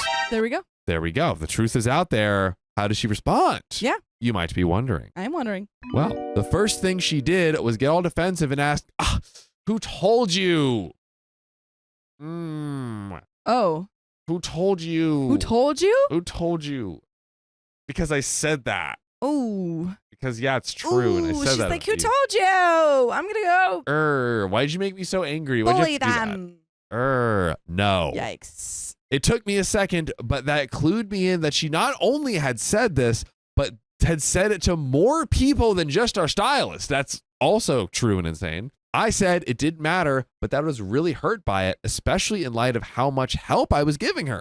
She said, I know you have like really low self-esteem, and I know you wouldn't want to be in pictures looking like you do right now. So I was going to put a very special thank you to you in my programs. No. Wow. No, thank you. I don't need that. I won't be there. A very special thank you. And it's like, hey, so shout out to OP who spent like 60 hours prepping for my wedding with me. Yeah. And I just like didn't make her bridesmaid, even though we're supposed to be like old friends for 6 years. Yikes. Yeah, no, I would not be. You know who she is.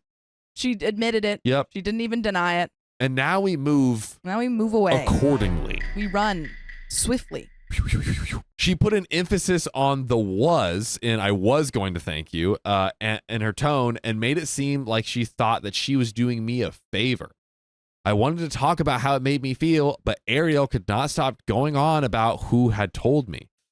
She just kept on about how people were so rude and had no concept of being told in what being told in confidence meant. Yeah, people are so rude. People are rude. They are rude to say an insanely insulting thing about a friend going through some medical stuff right now who actually really needs a friend and support and love and a little confidence boost. And kindness? And kindness.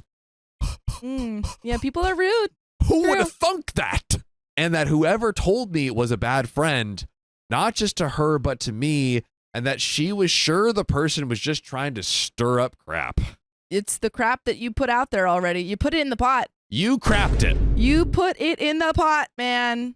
They're just stirring it. Thou who crapped it, snapped it. That's what they say. It is. That is what they say. That's what they say. It makes sense. Thank you, Dakota. She then said that she didn't have time for this and walked out of the bar, leaving $5 on the table for a $6 drink. Thanks. Probably. Yeah, it's not even covering tip. Right? Also, send me the link to this bar because that is great prices. That's cheap drink. So I settled the check and I left.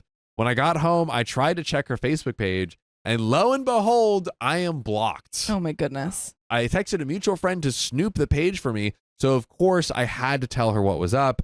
She said, Jesus, she's vague booking all over. This is all about you? What is vague booking? I don't know. Is that like blocking someone on Facebook? I don't know. Nah, I bet you it's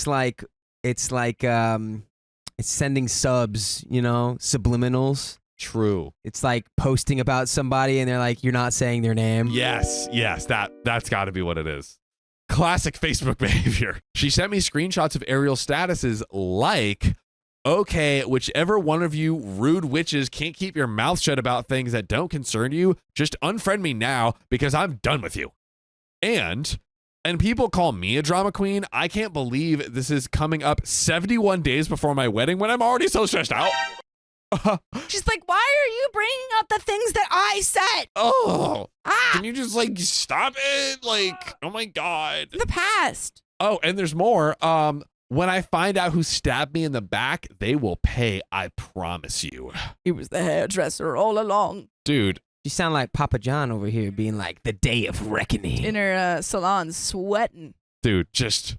Like, she goes to OP in the middle of the night. She's like, I never said anything. I didn't. It wasn't me. You hear? You heard it here first, kid. This just in, it wasn't me. Johnson. Well, apparently this friend spread the word of my conflict with Ariel because over that weekend, I started getting a lot of texts from old college friends who filled me in on the truth.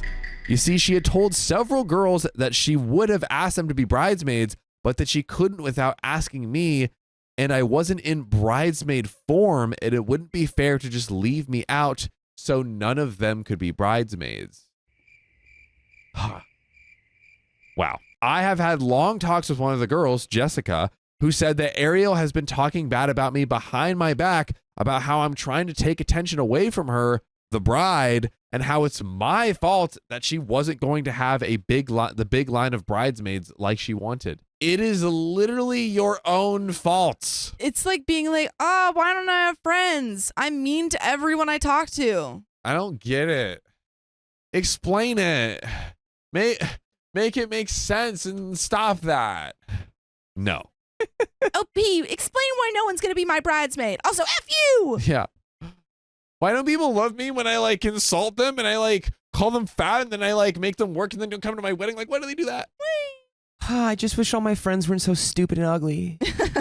That is exactly the energy. Maybe if you were more attractive, my wedding wouldn't be ruined. Oh What do you my think God. about that? So Jessica says that she's been sort of distracting herself from Ariel because she thinks Ariel is a user and treats friends horribly, and that, no offense, but I am unable to see that. She says Ariel is fun and interesting and can be really charming when she's getting her way, but when she's not, she's catty and mean. She said, I know you consider Ariel your best friend, but how much of that is actually geography? You weren't really best friends during college. I think you and I were actually closer back then, but before I moved to the big city, isn't it only because Ariel is still in little town that you think of her as your best friend? I think she's your nearest friend, but I think you have friends who are better for you that don't just live in little town anymore. And it's true. It's true. I have lived in my town my whole life. The college I went to is here, paid for by my parents. If I had chosen a different school, I would have been on my own. And while the vast majority of my high school friends went to university elsewhere, the friend who did go to the local school escaped jobs in larger cities after graduation. I still live with my parents and work at my family-owned business. I guess I've been clinging to Ariel, who actually works in the alumni office of the university, because she is the only one left. Hey man, sometimes you just be not having much friends and then your friends are not the best friends. Yeah, and then you got to go make new friends who are nicer. I've had many a story of these crazy friends. Friends, not all friends last forever. That is true. I'm really close with my cousins who all work at the family business too, but it's not the same as having friends who are not related to you. Since that Friday, I've had no contact with Ariel and lots more with other college friends, especially Jessica, who lives in the largest city in our state. Apparently, since our altercation, Ariel has asked Jessica and at least 3 other girls to be bridesmaids. Is anyone saying yes? Hopefully no. Yeah, I think we need to like "Ooh, you boycott. suck. We need to boycott Ariel's Jessica, wedding. or Ariel. Yeah. Yeah. Now Jessica's she's there. I missed She's there. I missed the name. It is okay. Ariel. Okay. Boycott Ariel. You know what's not under the sea? What? Our friendship, because it's nowhere, because it's over. I thought that was a lead into the CTA, but it wasn't. Nope. It was just a comment. It was just a comment. Okay. Now, Jessica declined being a bridesmaid. Nice. Let's go. As did the 2 others. Yes. Jessica thinks the 4th girl will do it, but whatever. Jessica is downright disgusted with Ariel's behavior and probably won't go to the wedding at all unless something major changes by the time RSVPs are due. As I suspected, I was not sent an invitation. Not a major loss. Yeah. He stinks. That's a win. That's a win right there. Jessica thinks I should consider applying for jobs in her city and being more independent. I'd be close to premier doctors. I already know several people there, and Jessica says it's a great city for people our age. I'm just I guess it'll help with the medical condition. I was just caught off guard by it has premier doctors. Yeah. Aha. I just dismissed the idea at first, but the more I thought about it, the more I am coming around. While it may be hard to move away from the town I've lived in my whole life and my family, I think it would be good to get away from here. Jessica says that I could move in with her for at least a few paychecks to save up for deposits on my own place. I've brought it up as an idea to my parents, and I hope they'll be supportive if I go for it. I told my boyfriend about the possibility, and he was kind of whiny at first, which was understandable. But in the last couple of days, he has said it could be very positive, and who knows, he might move too. Ooh, little boyfriend movement action. Move action. Okay. Move with me, boyfriend. He lives in a nearby town that's just as limiting socially without the benefit of a small private university in it. By the way, if you want to go to the University of OK Storytime and get a PhD in pretty much hearing dang near every episode. Oh, I just brought it home. said that. Go to Apple Spotify, iHeartRadio, and search OK Storytime and listen to 2,000 episodes, guys. I mean, it's literally endless content to keep you entertained for eternity. I don't know what else to tell you. I agree. But before I get into the end of the story, Sophia, I want you to break it all down for me. Like, Okay. What are we thinking about Friend? Is this the right move? What are you thinking? I think right now if you're in this small town where you've never really left, you're surrounded by people that you are comfortable with, but are not necessarily the best people for you. And it's proven. I mean, she doesn't seem like she's a very nice person. And you don't have to take that. There are billions of people out there just ripe for the friendship taken, you know? Yeah. So make the move. Go with your boyfriend. Try a new place. Yes. You know, go make some new hobbies. Yeah. And you'll find people that you gel with better than Ariel. I 100% agree. I don't want to ever like push someone into, if OP was like, I am such a family person and like was kind of clearly like my whole life is here and that's like what's important to me, I would be like, okay, don't do it. But it seems like OP's like curious and kind of like it's kind of dawning on her like, oh, like maybe I actually haven't had like the best pool available of like potential friends. And I think moving to a new city and doing stuff like that, it's always like there's always like a lot of growth, I think, in any friendship or any direction you look at. Yeah, it's like if you're like, oh, there's no one to date for me in this tiny small town, move to a big city. Leave. Expand your options. And in the same way, you could do that with friendships. Or you could settle. Oh, just find the guy with the hey, most money in Dakota. your small town. Take Evil those sunglasses Dakota. off, sir. Evil. Take those sunglasses off. Okay, I'm back. There we go. Back. Yeah, move out of your small town. It sucks. Okay. He's still evil. We need 0% UV protection before Dakota We've chimes got good Ezekiel, and replacing good Ezekiel is evil Dakota. in. There we go. All right, but we have the finale to the story. Are we ready, boys and girls? Yes. Let's do it. In the meantime, it's going to be long distance, but not terribly so. A bit more than 2 hours each way drive. That's not too bad. Next weekend, I was going over to stay with Jessica and her roommate for a couple of days to hang out and see what I think of the neighborhood. Even if I decide not to move, she says I can use her apartment when I come to see doctors. Yay. And you know what else was great too? I think she found a blossomed, much more blossomed friendship with Jessica. I agree.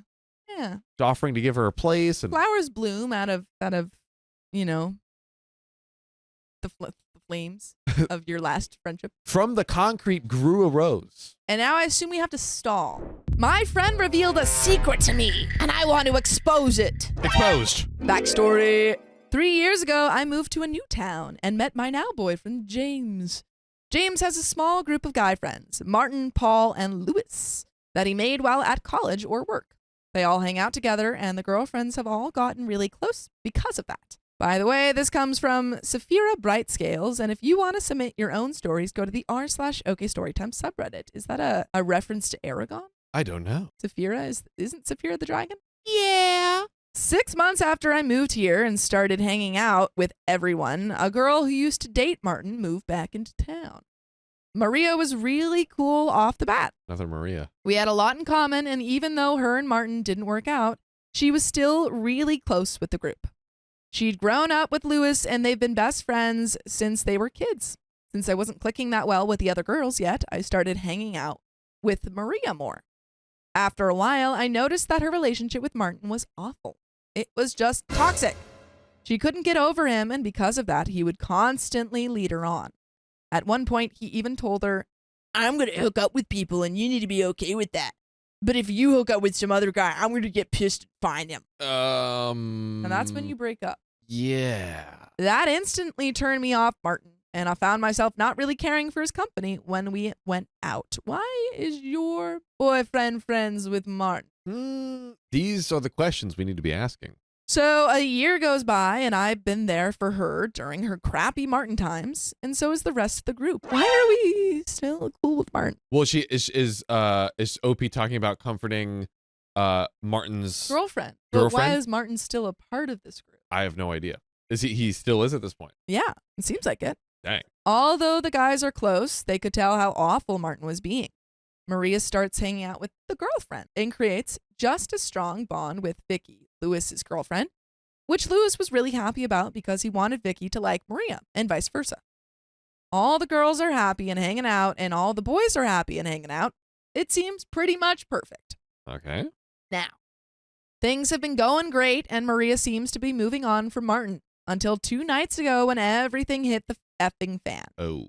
We were all out for my boyfriend's James' birthday. We were getting pretty wasted and decided to go out to a club, which was super rare for all of us.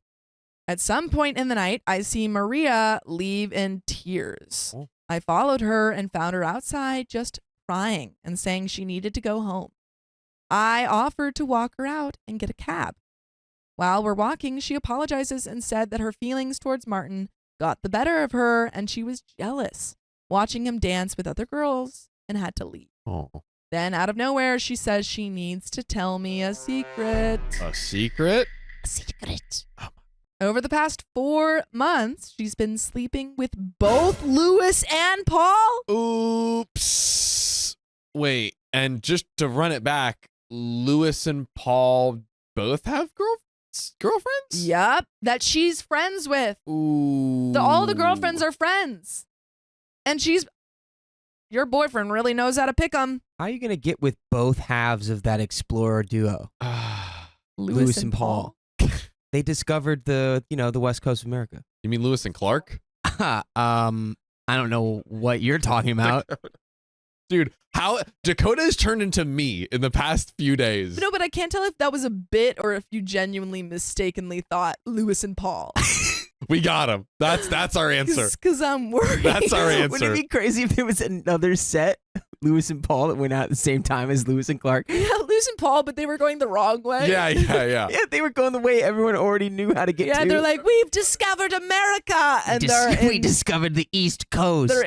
Oh, wait. Did we land here when we first showed up? They go to Lake George and they're like, we found the other side of the Americas. And everyone's like, that's just the lake. We found a new ocean. Anyway, sorry, guys. I was effing shocked. I was really wasted, so I didn't really know what to say to an equally wasted crying girl who just admitted to sleeping with 2 taken guys from our friend group. Just want to point out, she's gotten with 3 out of the 4 friends.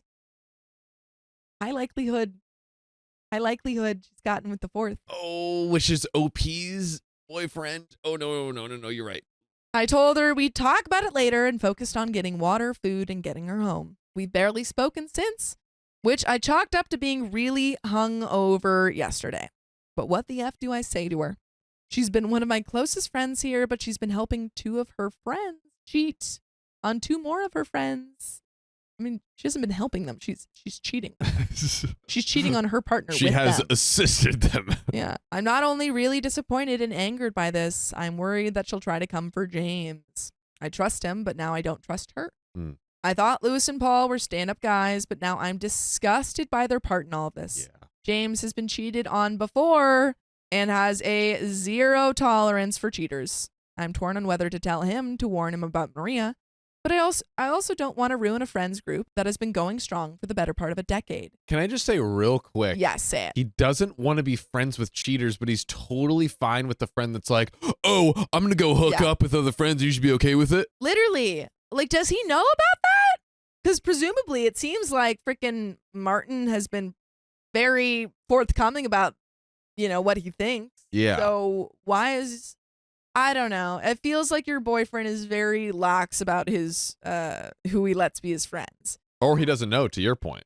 Yeah. In which case, you need to go. I mean, I think regardless, you need to go to your boyfriend now. Yes. Because you don't owe Maria anything. Like, she's your friend, but your loyalties are to your partner. Yeah. And you go to your partner and say, hey, I heard this thing from Maria.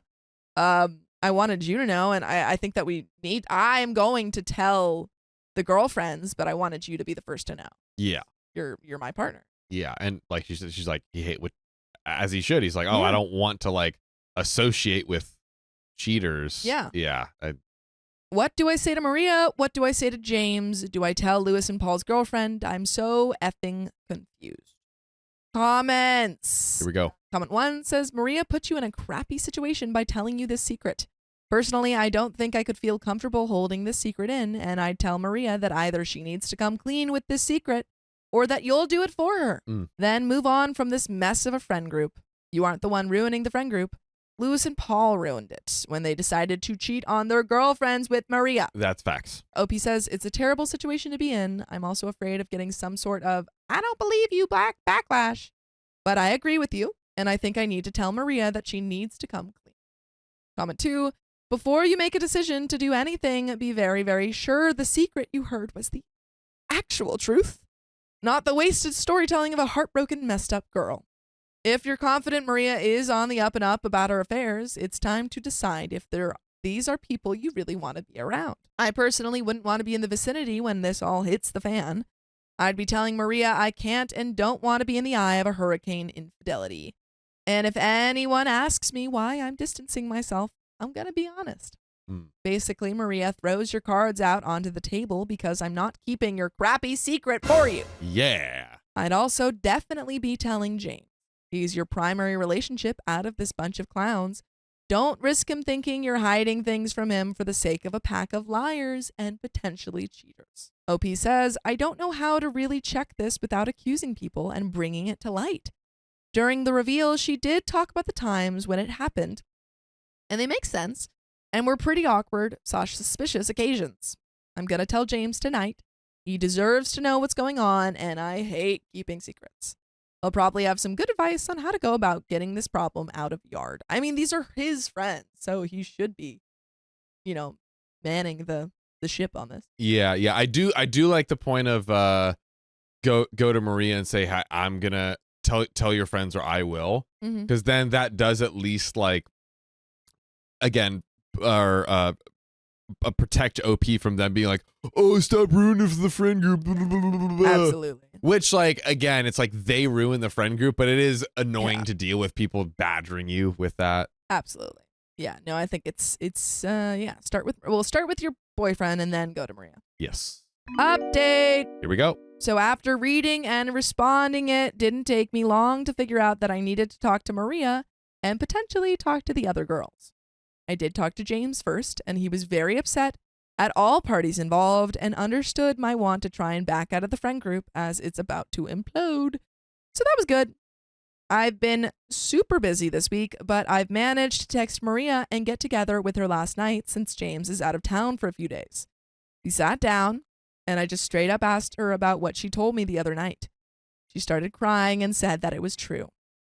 She slept with both Paul and Lewis, which sucked to hear that it wasn't a wasted lie, but I knew better than to really believe that. She did, however, say that it only happened once with each guy.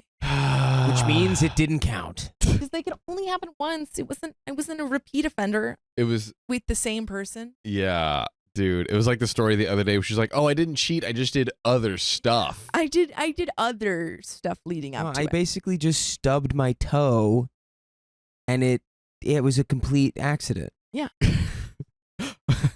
I thought you were going to say something. I thought you were going to take that in a different direction. No, just the nature of the event was very oopsie. That's all it was. I brought up how she said it's been going on for the past 4 months, but she said that it happened once with both of them over the span of 4 months, and that she's been feeling guilty for the past 4 months. We weren't hooking up though every day for 4 months. It was once a week. She's like, I only hooked up with him once. Every day. Once a day. I don't know if I believe her, but it really doesn't matter because she still slept with 2 guys in committed relationships while being in a committed relationship herself. Mm-hmm. But I guess once is better than repeatedly. I mean, she did repeatedly sleep with other people. Yes. I let her know that I didn't appreciate how little she valued her friendship with the girls and how I didn't trust her around James because of her actions. I told her that she was being destructive and needed to get help from a therapist to sort some stuff out.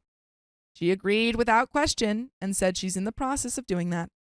She knows she's acting terrible and she's been drinking a lot more. I was glad to know that she was at least trying to better herself. Then I told her that she needed to tell Vicky and Emma. She was very hesitant and defensive, but I told her that she'd want to know if she was in their shoes. I told her the best way would be to talk to the girls and then tell Paul and Lewis that she talked to them. By the way, you can talk to us. Oh. If you listen to full episodes with stories just like this, just go to Spotify, Apple Podcasts, and iHeartRadio and search about Storytime. We may not talk back, but you can keep talking. But we do sometimes. We sometimes do if you talk in the chat. Yeah. But there is a little bit left to this story. Oh. Do you have any final thoughts? Yeah, I mean, I think we need to just get away from this friend group. Freaking greed. I think this is just absolutely way too much. Everyone's like, oh, well, no. Everyone's sleeping each other. Everyone's cheating on each other. Go have fun doing that. I'm going to go have fun being away from you over here. Agreed. Yes. Because this is egregious. Ooh. Yeah, no. I think that to OP's point about like wanting to get out before this all implodes. Honestly, I feel like you can kind of and just like text the girlfriends and say, hey, I heard what went down. Yeah. Want to be there for you guys. Don't support the boyfriends in this situation. Yeah. You can still have so far they're presumed innocent Yeah. from this. So maybe could continue the friendship with them. She's nervous and scared because she knows she's about to get a lot of hate. Well, she shouldn't have done what she did. I told her I'd go with her when she tells the girls so I could be a mediator because I know Vicky is going to go mental. Also because if she decides to back out / not show up, I told her I would tell them the information I knew and let them decide. But then after that, I was going to distance myself from her and the group so she can get help and the others can figure out their problems on their own. She thanked me and we had have set a lunch date with the girls for next week. I already know it's not going to go well. I mean, how would that conversation ever go well? Right? Yeah. How would that ever go well? Oh, I just love that you slept with my boyfriend. It's so great. Yeah, thank you so much for telling me the truth. I really appreciate that. Right. You should be like, you should break up with him. He wasn't that good. See, I agree with that. That's not even evil. That's just real. I won't update that conversation because it's just going to be a lot of hurt and anger. But I am confident that after the lunch, I'm going to be spending a lot more time with James and finding a new hobby / bookstore / sport to find new people to hang out with because this was just too much. Amen, sister. And that is the end of that story. Whoa. I stole my friend's girlfriend. Now I'm paying the price. Uh-oh, karma time. I'm a 24-year-old guy, and my ex-girlfriend in the story is 21 years old. About 1.5 years ago, while I was studying in Australia, some of my friends came over to visit me and holiday at the same time.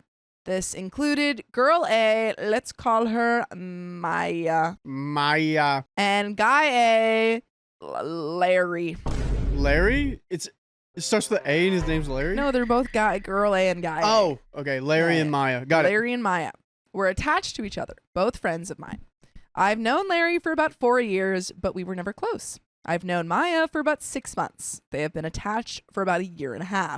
When you say attached, do you just mean they're dating? Because some people are dating, but some people are Yeah. literally attached. I know the difference. Yeah. By the way, this comes from Silvery, and if you want to submit your own stories, go to the r/OKStorytime subreddit. So, Wait, do I give off the vibes if I'm dating Angie or I'm attached to her? you're dating her. Does Sam give off the vibes that he's dating Allie or that he's attached to her? Dating? I don't know. You I don't know don't what know? the difference is. I'm trying to think of a couple. That's attached. Yeah. We'll think There on is a that. difference. You Mhm. can tell. Yeah. Yeah. Yeah. I'll think on this. Now, halfway through the trip, Larry had some important business deal going on, and he had to suddenly fly back. This was about the 4th day into a 7-day holiday. We were left with Maya's brother and Brianna, our friend. Because we all slept together on the floor in the living room, we would chat late into the night. By we, I meant Maya and me, since her brother and Brianna would sleep rather early. And both Maya and me are night owls. Uh-oh. Somehow we bonded through those 2 or 3 night talks. We chatted, we laughed, we shared things close to our hearts. I confided in her my problems, and she did the same for me. The last night, we came to the point where I teared up a bit whilst sharing my problems. She simply took out her iPod, found the song called Lean On Me, and let me listen to it. After that, she told me, I'm your friend. I'm here for you. That's wild. Imagine I'm trying to comfort you, Yeah. and I put that song on, and then I go, I'm your friend. I'm here for you. I would laugh so hard if you did that. Yeah, that would be Be like, very good "You're at so cheering someone stupid." up because it's so stupid. Yeah. Sometime during the night, I can't remember whether before or after, we got into a huge tickling fight. Uh-oh. Sophia, you've been in a tickle fight.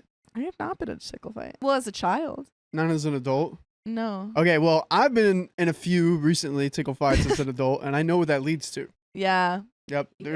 There's like a 11th finger starting to poke around. Ew, that's disgusting. Take that out. I hated that. Even her brother woke up and joined in a bit. What?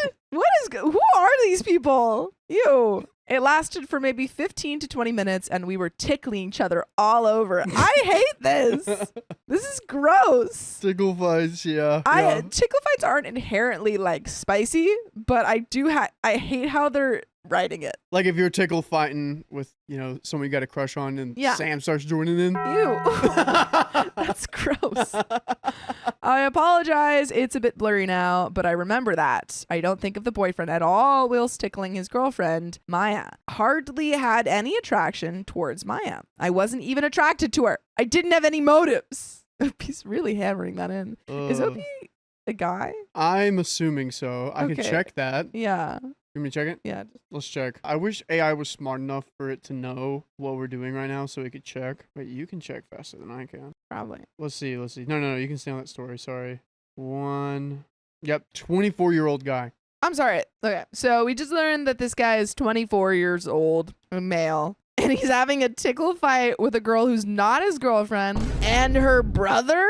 Yeah, which he might be a little younger because this happened maybe a year or two ago. So Yeah, but But she still in was his still 20s. she was 20 and he would have been 23 at the time. yeah, so they're both Okay. better to know. I don't remember much after that, only that somehow the next morning when we woke up, we were holding hands. Were you guys like really intoxicated? What happened during this tickle fight? Dude, I'm so whenever you're confused. sleeping on the ground next to people. You just wake up holding hands. Yeah, and plus, probably the reason why he said attached and not dating. It's true. Yeah, they he were was just like, they probably weren't hooking up. official. Yeah, exactly. It's true. After that, the holiday came to an end. She broke up with her boyfriend when she went back home. Uh-oh. We started dating 2 weeks later.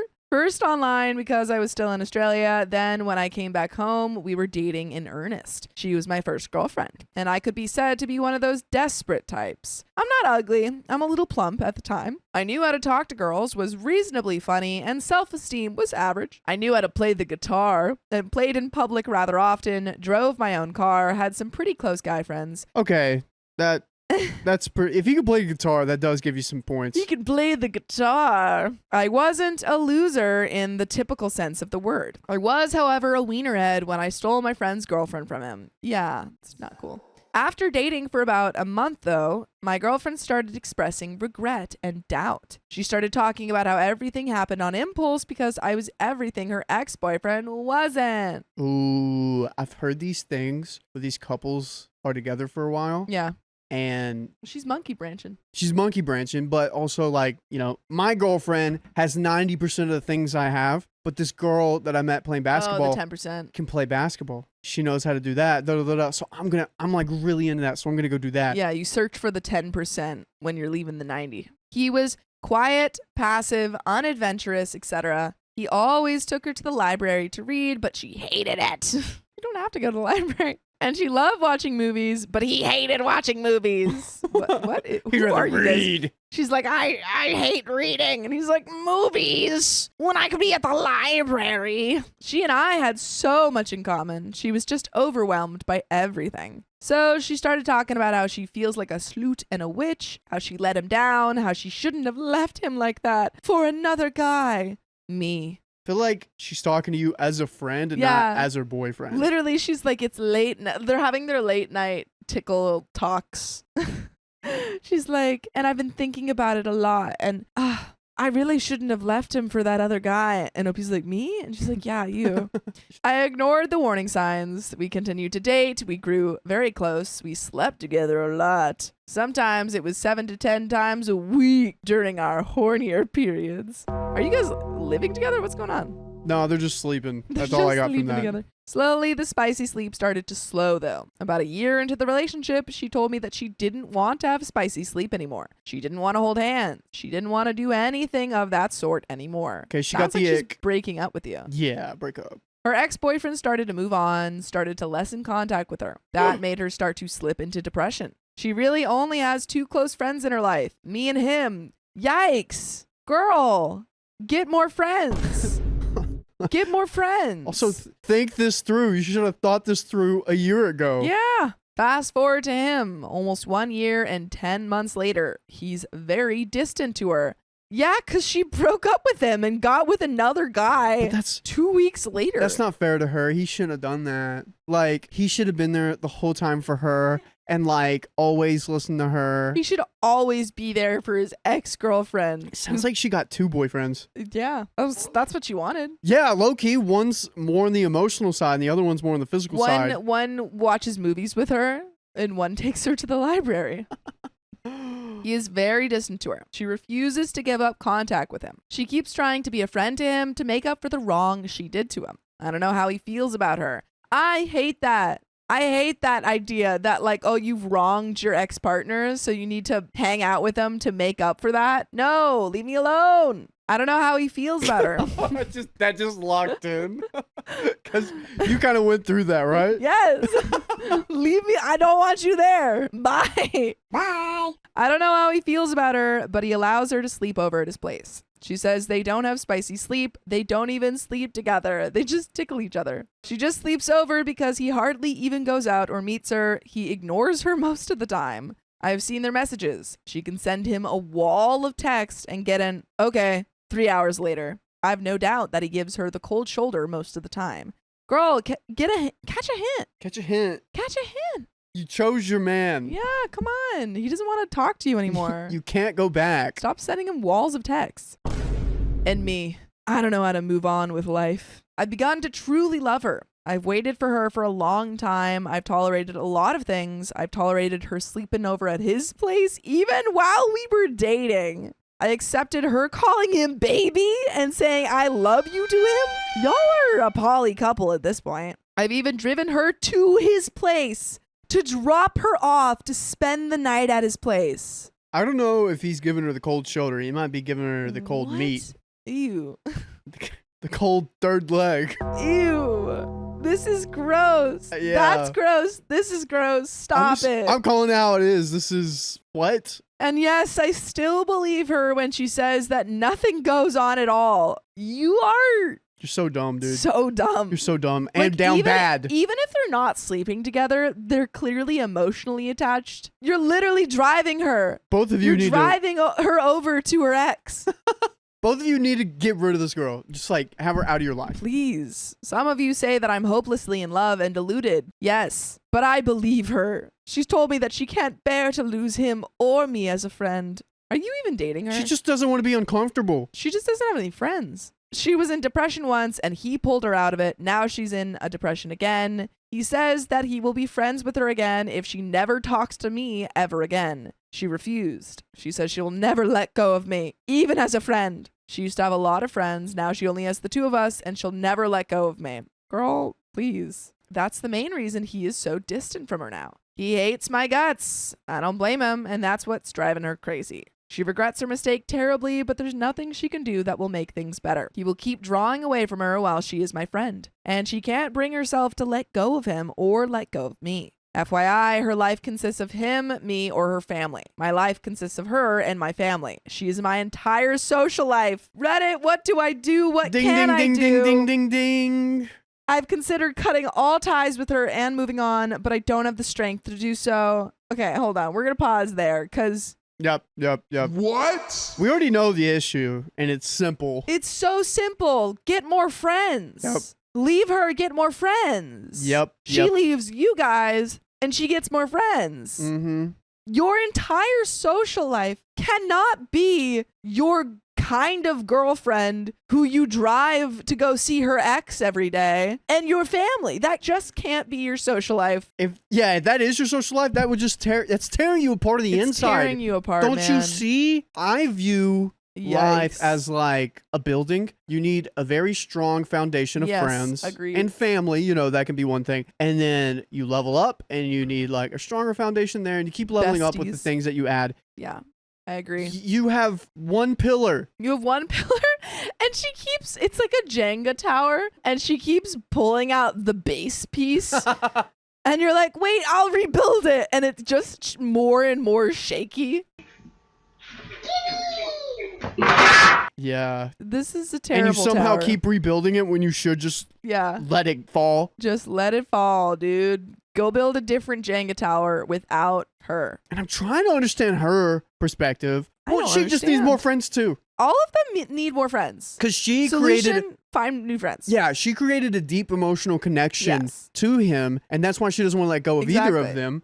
Golly. And both of them are obsessed with this girl. And she's Yeah, like because taking the other advantage guy of can't that. even move on because he Yeah. keeps having her over. He keeps having her over. Oh my gosh. Yeah, my solution is all of you need to go on like Bumble BFF. Yep. Also, for you right now that's listening, text that one friend you've been thinking of today. Just text him. Be Yeah, like, shoot him a text. I'm so glad you're my friend so I don't go through these crazy things in life. Just So text true. him. Text all of your friends. OP continues. Also, I've seen her break down before. She is suffering from depression right now, and I've seen her have a nervous breakdown before. I'm worried she may develop a split personality. What are you talking She already about? has one. It's your girlfriend and his girlfriend. Yeah. The one time I saw her break down, she ran screaming into the middle of the road that a car's driving on it. Oh my God. I had to drag her to the side of the road, after which she simply collapsed onto the ground, talking to herself. All she said was, I'm cheap, I'm cheap, I'm cheap. Girl needs help. A lot of other things happened that night, but the next morning, she didn't remember what happened at all. She remembered the argument we had that night, but after that, when she broke down, she doesn't remember anything. She didn't remember how she got home. I drove her home. She doesn't remember anything at all. It scares her and it scares me. She's got to go to the doctor. Gotta go to the doctor. I don't want to be responsible for her becoming a split personality, but Reddit, how do I move on? I can't cut all ties with her. At the same time, I'm emotionally handicapped. I still love her. I fetch her from work every night. I buy her gifts and little presents I know she'd like. I buy her snacks and food to cheer her up. I'm at her beck and call. Sometimes she says she doesn't want me to do stuff like that. She just wants me to be a friend, but I can't help it. When she says she'll take the train home and I know she's tired, I'll tell her to stay put and I'll be there to fetch her home when her work ends. I don't know how to love another girl, and even if I did, I don't know how to move on without her dropping further into depression. Help me, Reddit! If I could turn back time, I would stop that mistake from happening. There is a small update, folks. Dude. What is your problem? You gotta find Oh my a group. please. What really helped me get over my breakup Yeah. was I joined a men's group that also went to the gym. Yeah. And that led me to find my best Yeah. friend Rex. Dude, go to the gym. And, you know, I think finding another community of people, Anything. Get a hobby. join pickleball, Join pickleball, please. rock climbing. Rock climbing. a Rock climbing run is the club. best way to make Yeah, friends. yeah, just do something like that. Anything that's communal and every week. Yeah, yeah. Or if you don't do physical things, like there's always like gaming stuff, there's Discord, there's a lot of things like that out there. You can make pretend unhealthy emotional attachments in RPG games. Yeah, yeah. Or AI, you could just, well, no, he would do nah, the same thing with it. It would just be her. It would just be AI. Yeah. He would train the AI to become her. Yeah. But there is a small update. I meant the movie Her, but I didn't even think at that point. Oh. He would Yeah. would control the AI to become her, Yeah. like the movie Her. Exactly. Oh my gosh. And then she would leave him in a, oh wait, I was thinking of Ex Machina. I haven't seen her. Yeah, I don't know what happens, but everyone mocked the movie, but In Half Ex of- Machina? no, mocked the movie Her, but 12 Oh. years later. 12 where we are years now. later, look where we are. Small update, a detail I forgot to add in. Some of you are saying how I should break up with her. We are actually not attached officially. You guys aren't even dating? I know this is her doing.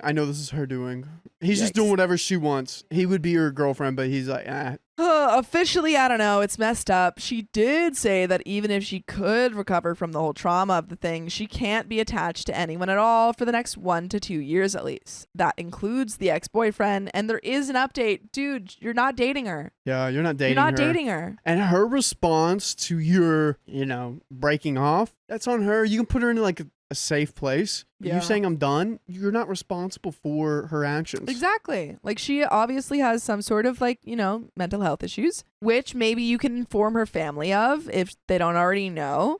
But you need to take a step back because you are codependent. You and her ex-boyfriend are codependent. I mean, if they're crazy, they're I also guess you're not crazy even in the codependent. sheets You're just and the point. dependent. Like that's probably why they don't want to get rid of it because the Yeah. spicy sleep's so amazing because of how wild it It's is. so crazy. And they're like, I can't let it go. I'm too obsessed. Oh, dude. There is an update though, folks. Same advice. Cut her off. Dude. Basically, after that post, things dragged on for another 2 to 3 months or so. Brother. Of me basically being a spineless witch who believed I could never love another. This guy is obsessed. At that point of time, I was a disgrace to men everywhere. Well, after 2 to 3 months, I finally decided enough is enough. Yay! I've got to stop this. Wait. So it took you 6 months to realize? Yeah, 6 months of not dating this girl. This man is entrenched in a situationship. That's from New Year to today. Dang. Dude, that's crazy. That's like if I was still seeing the person that I saw on New Year's. That was a lifetime ago. That was a lifetime ago. Oh my gosh. Crazy. So I told her this was going to end. I tried all I could, and I was going to move on with life. I thought that was the end. To my surprise, at the time, she started clinging on to me once I told her that. Now I had a very possessive female friend whom I did not have clear boundaries with. Of course, the best part was she still didn't want to relinquish contact with her ex-boyfriend. But every time I tried to cut off ties with her, she kept crying and begging me not to leave her. Oh well. Honestly, she's all over the place. However, I will give her one thing. She doesn't have to relinquish contact with her. Emotionally, she probably should. But she's not doing anything wrong by not relinquishing contact with her ex-boyfriend because she's not dating either of you. I made my second mistake giving in to her. Oh no. Oh no. You didn't even try that hard. No. And still being her good friend. Meeting her up very often, doing favors for her, etc. So nothing's changed. He gave in. You weren't dating before. Literally nothing's changed. He's like, yeah, I just kept doing favors for her. That's what you were doing before. Dude, come on. Lock in, man. Around this point of time, she started turning very passive aggressive. It would be okay for her to cancel on me last minute to meet her other friends. She has other friends. Thank God. Thank God. Or her ex-boyfriend. But if I canceled on her for any reason, she would say, it's okay, in that tone in which you knew it was not okay. Followed by one-word answers for the rest of the day. You know the drill, guys. She would do a lot of other passive-aggressive things, too. Now, by this point, around January of this year, I had just about enough. Just. Not quite enough. In early February, I was overseas for 4 days on business, started a new job in January that I loved, couldn't be happier. I even went to the extent of text messaging her when I touched down overseas to let her know I had arrived safely. International SMS. Thanks for letting us know. When I got to the hotel after a long day of work, the wireless there would only let me log in on one device, so obviously I logged in on my laptop. My phone had no internet access, so I couldn't WhatsApp her. After surfing Reddit, sharing some videos on Facebook, she suddenly SMS'd me out of the blue saying, so you have time to surf Facebook but no time to message me? I totally lost it. I found that she was online on Facebook, messaged her there, and let her have it. She yelled back at me virtually, all cap style, and after 10 minutes or so of virtual arguing, I gave up, logged off, and went to bed. I got a very long Facebook message from her about 2 hours later. She apologized for what she did, and she hoped that we could stay friends. Stop. Dude, he's addicted. He's addicted to He's her. addicted He literally to the said, cycle. in January, I had about enough. And then 2 sentences later said, it was February. Dude, I do remember kind of seeing a girl, and it was a little toxic, and I kind of liked it. It just kept going in that little circle. Mm-hmm. And I was like, dude, you're going through a lot right now. This is best for you for me to leave. Yes. Now she's back with her ex. Oof. Dude, you are this story. You're Oh OP. my gosh. For a little bit. You're OP. Oh no. I replied to her with a message that, while short, wasn't cold, but neither was it warm. I would say it was businesslike. I basically told her that I could remain friends with her. No, you can't. No, you can't. But she had to stop with this passive-aggressive behavior, or it wouldn't work. She replied with multiple messages yelling at me, saying that because she doesn't love me as a girlfriend, I'm no longer giving her any time, no longer putting effort into the relationship, etc.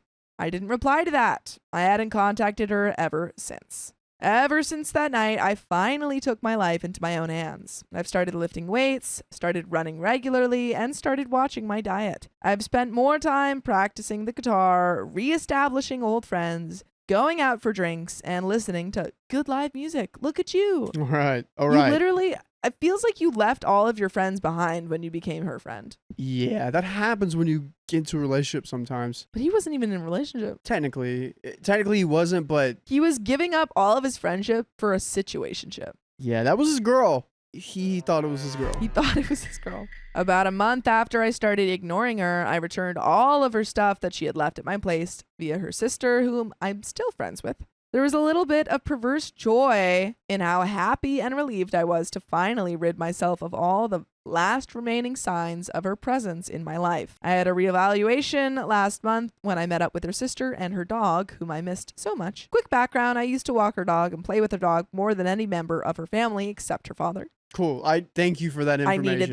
I needed that. When our dog saw me from far away, he started sprinting towards me at a high speed and nearly bowled me over. I swear I was so glad to see him after nearly 2 months of not playing with him. I told my friend after that night, "You know how I know I'm over ex-girlfriend's name? Sounds mean, but it's the truth. I miss your dog more than I miss her, which is 0. By the way, I miss when you guys listen to full episodes of stories just like this. Just go to Spotify, Apple Podcasts, or iHeartRadio and search up OK Storytime." There is a little bit left to this story, folks. Dude, that last sentence he left us with, Which is 0. you miss her so much. You miss her so much, dude. You're just trying to. You're kidding It yourself. takes a minute Yeah. to forget about an ex. It really Yeah. does. Yeah. Like, sadly, sometimes when I think of a name in my head, my ex's name pops up, and it's a curse. It's seared in my head, and it's a curse that I can't get out. It's within the last 5 to 6 months, it's gotten a lot better. Hey, But that's nice. I've had to hold my tongue whenever I see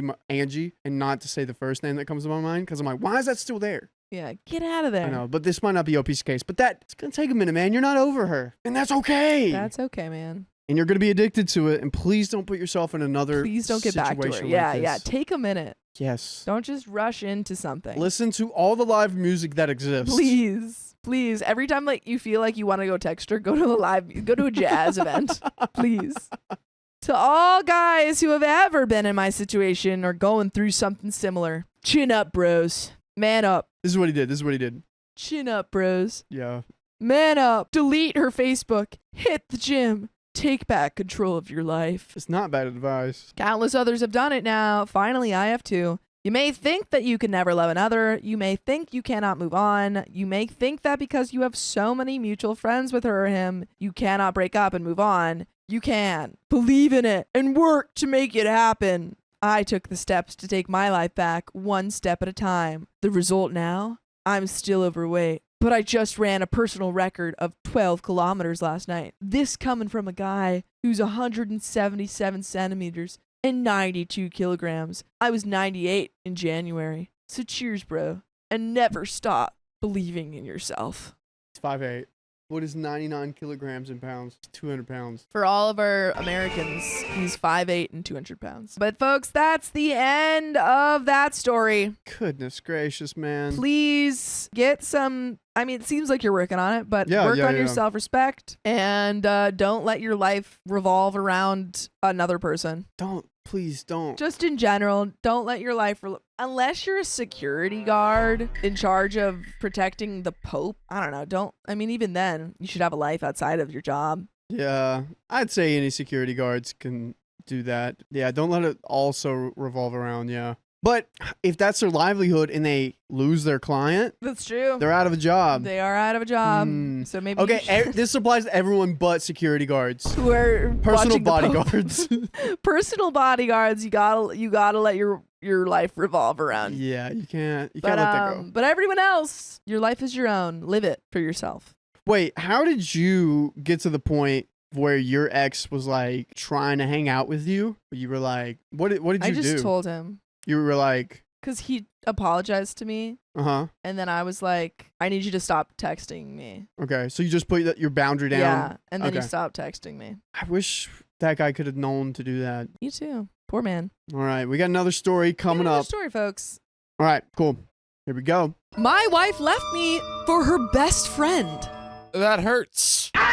My wife, M, met her best friend, Chuck, in high school. They became close friends, and Chuck came out to M as attracted to the same gender. M was supportive. A year or so later, Chuck came out to his parents. They disowned him and punted him out. Chuck ended up living with M and her parents for the rest of high school. By the way, this comes from Few Boysenberry 9958. And if you want to submit your own stories, go to the r/OKStorytime subreddit. So, M and I started dating after college, and she told me all about Chuck and how close they were and how he was like a brother. I met Chuck and we got along and became friends. Chuck is a good guy. At the time, Chuck was dating a guy, and they ended up moving in together about the same time that M and I got engaged. M and I have been married for 5 years now. I'm a project manager and took on a year-long project in another city. I have to leave at 5:30 a.m. every morning and get home around 6:30 p.m. Wow, long day. Em and I had a long talk about my job before I took on this project. We knew it would be a sacrifice for me to be working so much, but I'm getting more money than I ever thought I would. After this project, we can pay off our student debt and start trying to have a baby. Wow. We both agreed the money was worth it. Since it's only a year, that year will be up in late November. And when was this posted? Because I want to know how close we are to November. In March, Chuck caught his boyfriend cheating. He was devastated.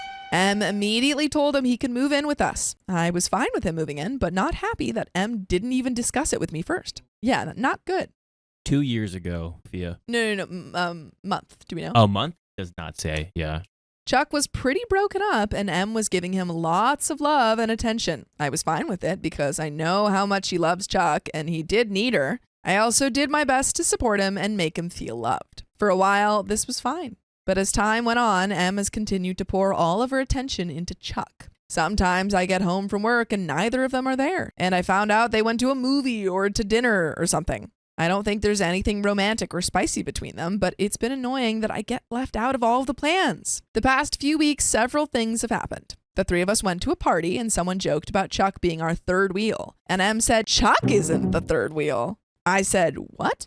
Oh. And she said, I've known Chuck longer than I've known you. That's not what you want to hear. That's not how, no. Also, Fia, August. Okay, so we're so close to November.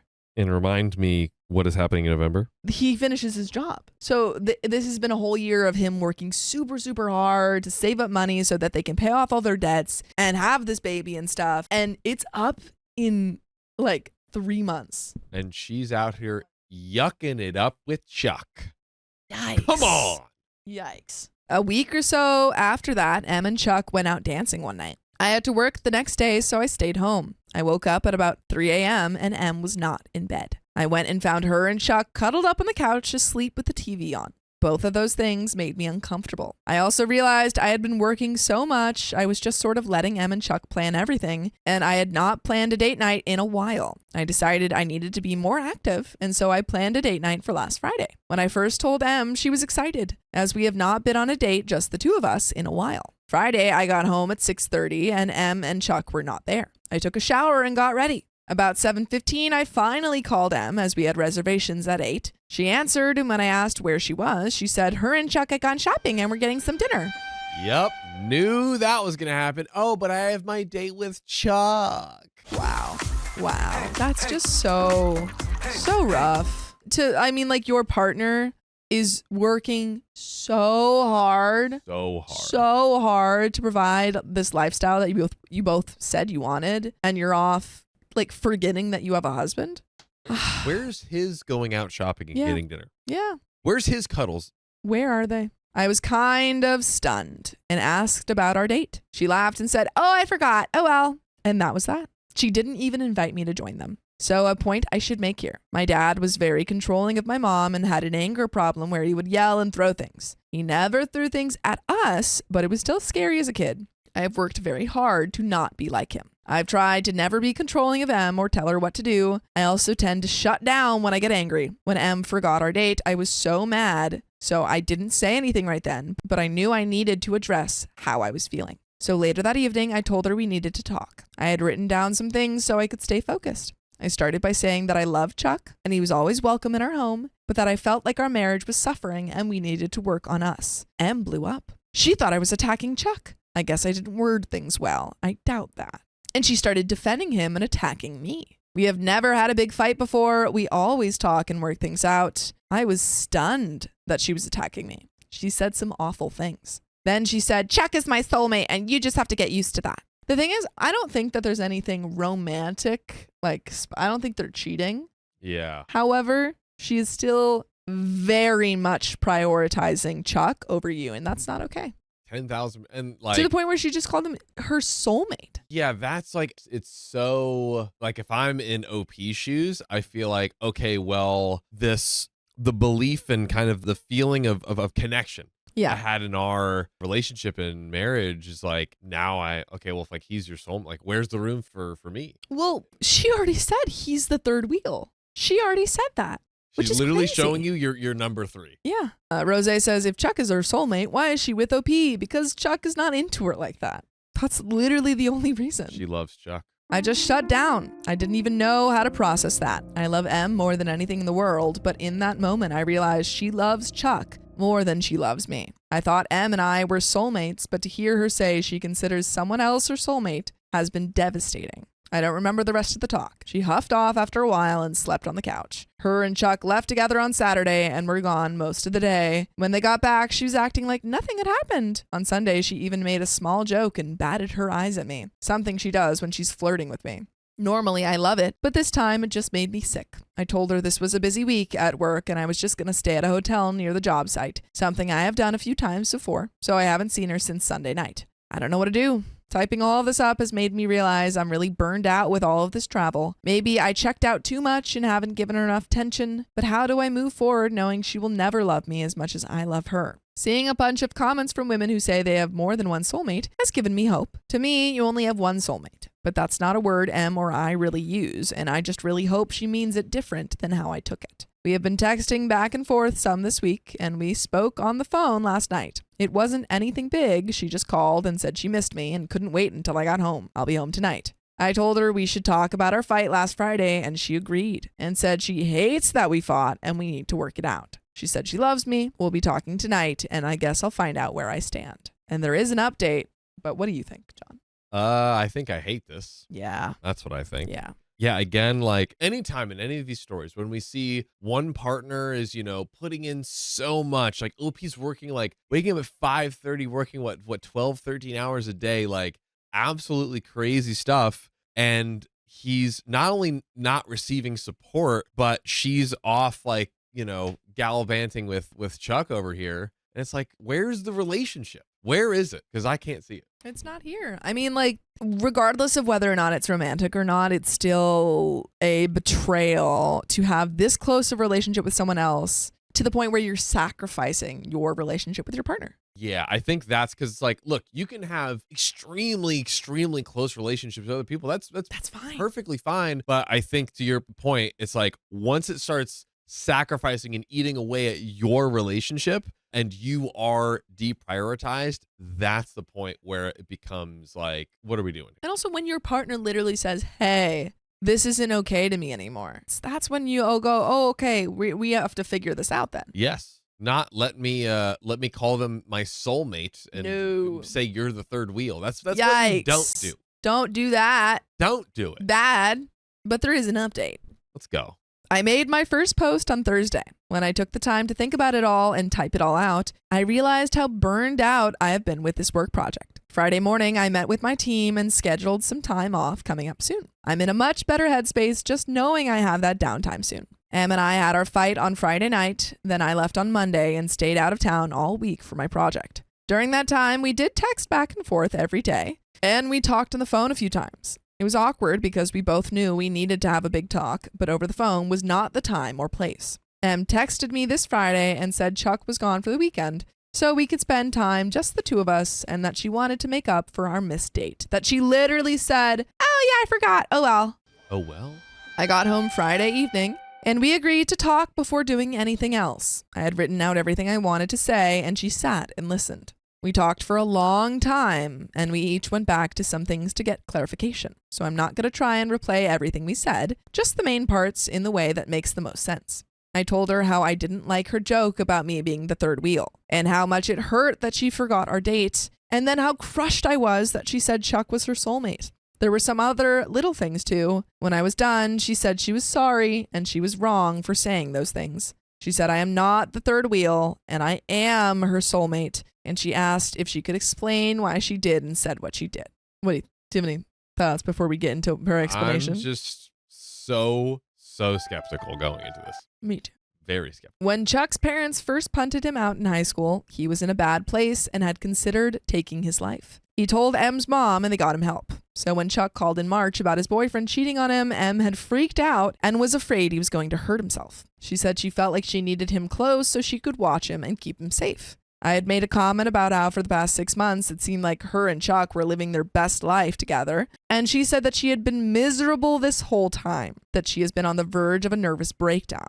After our fight, she knew she was wrong and realized she needed to get help and let it go. She talked with Chuck and he promised that he was a stronger person than he was in high school and promised that he was not even thinking about hurting himself. They agreed it was best if he moved out, both to give M and I time to work on us and so M wouldn't be obsessing over when he was coming and going. M wanted to talk to me last Sunday, but I had said I needed time and she wanted to give me space. It was a long talk with lots of tears. She apologized a bunch of times. She said she was so concerned with Chuck's mental health that she attacked me because she thought I was going to make him move out and she was lashing out. She acknowledged that she hurt me and said she loves me and she wants to work on herself and find ways to deal with fear and worry in a healthy way. We have never really had a big fight before, and we both agreed we could have handled it better. Her by not lashing out and me by not shutting down. We agreed to start couples counseling to help us learn how to disagree in a more healthy way. That pause. Great. Do you believe it? So Yeah. here's my thing. Yeah, I what's your thing? do believe that what she's saying is true about like, you know, this was this great fear. She probably had a lot of anxiety and stress around it. But what isn't explained for me is the, like, did she have to say Chuck was her soulmate and not say OP is her soulmate? Absolutely. Did she have to say like, you know, oh well, when It doesn't excuse any of her behavior. yeah, and like not only that, but I just like it feels like there's still something more, or at least I feel that isn't fully 100% addressed. You know what I'm saying? Like I could totally understand if it was just her spending time, but the things that she said to OP We're just we're so really rough. crushing. Yeah, Absolutely. I mean, the third wheel thing, that was so harsh. But I think whether or not this is like, you know, just the surface or if this is actually the reason behind it, I think it's a good start. Absolutely right. And they've already said, you know, we're going to go to therapy. We're going to keep talking about this, keep working out healthier ways to communicate, because regardless of whether or not she has told him a complete truth, or she has, right. they need help communicating. Because, I mean, OP is right. Like, in trying to not be his father, he didn't even want to communicate. And then he did try and she like screamed at him, which is totally on her. Yeah. Yeah, 100%. Yeah. So if they want to make this work at all, they absolutely need therapy. I could not agree more. We were both emotionally drained after the talk, so we just ordered some food and stayed in. We cuddled in bed, watched TV, talked, and just wanted to be together. We have missed each other a lot these past few months, and it was really nice to just hold her. The next day, we took a day date. We went to breakfast, went shopping, saw a movie, and even got pedicures together. My toes look amazing. Ooh. Love that. Several times throughout the day, she would just stop and look at me and say she had missed me, and she was so sorry she had pushed me away. Today, Sunday, we called Chuck, who was staying with another friend. He said he was sorry he had caused so much stress for Em and me. He acknowledged he had been focused on himself and not even realized that we were not doing well. He said he loved us both and is so grateful that we let him stay while he was getting over his breakup. He's looking at a few places and plans to be out in the next week or two. He did offer to move out right away, but I am okay with him staying a little longer. I think having a plan in place is the most important thing. By the way, you should plan to listen to full episodes of stories just like this. Just go to Spotify, Apple Podcasts, or iHeartRadio and search up OK Storytime. But there is a little bit left to this story. Do you have any final thoughts? You know, I will say, I think seems Chuck is innocent. I think he was just kind of, you know. Well, he was dealing with his own thing. Exactly. He was To be dealing with fair. his own thing. And, you know, I love what Chuck said. And I could totally see where, especially too, probably you get to live with your best friend and you get caught up. You're like, oh, I did not even realize all of the implications it was having on you guys. And, you know, we're making great progress. I'm loving what I'm seeing. You know, Chuck being out, I think will help. It's good to hear Chuck is doing good. I would love more talk once we get into the therapy on those things that we keep referring to that M said to OP. Yeah. Like, I understand that she was prioritizing Chuck in that moment because she was scared for him, but you said a lot of really hurtful things, and those don't just disappear. OP is going to continue to think about them. So how do we, fix that? Our relationship took a hit, but we love each other and we're going to work on it. We set some boundaries and also agreed to always make each other our top priority. I have a few months left on this project, but we're going to make a point to go on a proper date at least once a week and reserve some cuddle time on the weekends. Thank you to everyone who replied or sent me a message based on my first post. I got some really good advice. I am hopeful this experience will make us better and make our relationship stronger. And that is the end of that story. Seems like it's heading in the right direction. We love the growth. And you know what? Also, shout out to OP who, he had this childhood trauma. Yeah. Really trying, seriously, kudos to OP for all the effort he's putting into, trying to navigate this in the healthiest way. Absolutely. Because it's hard, but it is hard. Doing a great job. And you know what? Also, shout out to M for coming to the table and, also trying to improve. Recognizing that she made a mistake. It's important. Yeah. Takes two to tango, folks. That's right. Mm-hmm. Casey Roberts says, Opie's wife, nat 20 success on gaslighting check. Marriage saved. I have been seeing everyone in the comments does not believe M at all. I'm a little bit more trusting, I guess, in this moment because it feels like they are on the right path. They've made a lot of progress. That is true. Chat wants to see the conflict. I want to see what I want to see in the future going forward from M is follow through. That's the real thing that you need to check on and keep an eye on. Take that action, put it to the words. Huh? Yep. Or do you mean take those words and put it to action? No. All right. But you know what I do mean? To read this next story. I caught my friend's fiance saying awful things about his kid, so I recorded it. Stop talking about the kids that way. I was invited to the bachelorette party for my friend's fiance. It was over the long weekend at a vacation rental on the beach. There was booze, a hot tub, and great food. It was definitely a hit. By the way, this comes from Rhubarb Spare 1053, and if you want to submit your own stories, go to the r/OK Storytime subreddit. So, at one point, I was on the deck looking at the ocean, and the bride was wasted in the hot tub with two of her friends. She said she felt more relaxed than she had in a while. I assumed she was referring to wedding planning. One of her friends asked if she was having trouble with the little monster. She said no, that he was manageable for now. At that point, I realized they were talking about my friend's son. Wait, I'm just making sure. Friend's fiance. Okay, so this is the friend's fiance. Okay. I took out my phone and started recording them. The bride's friends said horrible stuff about my friend's son, and the bride responded positively to everything, laughing and agreeing. Then she said that it was too bad he wasn't old enough to send to military school. I stopped recording when their topic changed. I don't think they ever realized I was close enough to hear them. When we got back, I asked to meet with my friend, and I played him the recording. He was quiet while he listened. After the recording was finished, he asked me to send it to him, which I did. Then he asked me to delete it, which I said I would do, but haven't yet. I feel like an a-hole for interfering. I really do. However, I'm worried about my friend's son. Depending on what my friend does, I might need to send this recording to the poor boy's family. Who else is the family? What? Isn't your friend the family? I feel like I've overstepped, but what else can I do? Was I being an a-hole? And there are some comments and an update. Okay. Unless OP responds. OP does respond. Okay, sorry. Yeah, I don't know how I feel about recording, but how else would they believe you? They might not have believed OP. Yeah. I mean, I don't think that you interfered in a way that wasn't fair. Like, this is his kid, and he should know that his fiance hates his kid. Dude, the day before my great-grandpa married his second wife, a kid spilled something on the carpet. She just went off on him the day before they got married. Yikes. He still went through with it. Yikes. And it's crazy how close to the wedding day that is. You know what's cheaper? Canceling a wedding than getting divorced. It's true. Unless you have no money. I don't know. But yeah, don't have to pay for lawyers and all of that stuff. And it's just not as there's not as much stuff to do when you cancel a wedding. I mean, like, yeah, you have to go through refunds and stuff, but at least you don't have to go through courts. True. Comments. Have you never said anything stupid or you didn't mean while wasted or exaggerated feelings? Is there even a kernel of truth to what she was saying about the difficulty of the kid or about his ex? Did you have ulterior motives in breaking up the marriage? Why does everyone feel the need to be vigilante and snitch these days? Bit of harsh comment.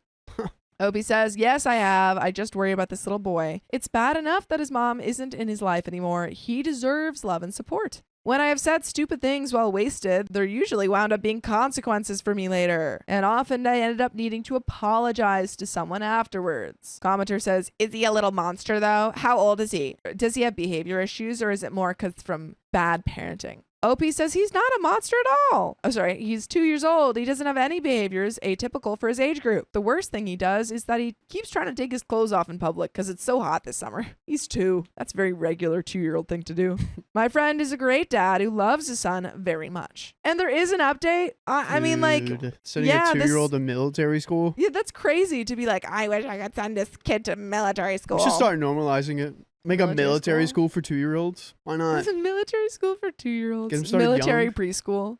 Yikes. It always makes me think of Francis from Malcolm in the Middle. Military school. Yeah, I think your friend deserved to know that his fiance hated his 2-year-old son. Yeah. His son deserves a part, like, his dad to be with a partner who, like, actually wants a child. Mm-hmm. And the dynamics between step parents and kids. Yeah, already complicated. It's very complicated. They're already like, it's an uphill battle right now. Not worth it. And you've lied to your partner saying everything's going to be fine. Yeah. And in reality, it's not. And you hate their 2-year-old. Yeah, why do you want to go? Like, that 2-year-old's not going to go away. I mean, did you hear where they were for the weekend? A nice little place, hot tub, jacuzzi, friends. Hot tub, jacuzzi, friends. We have that.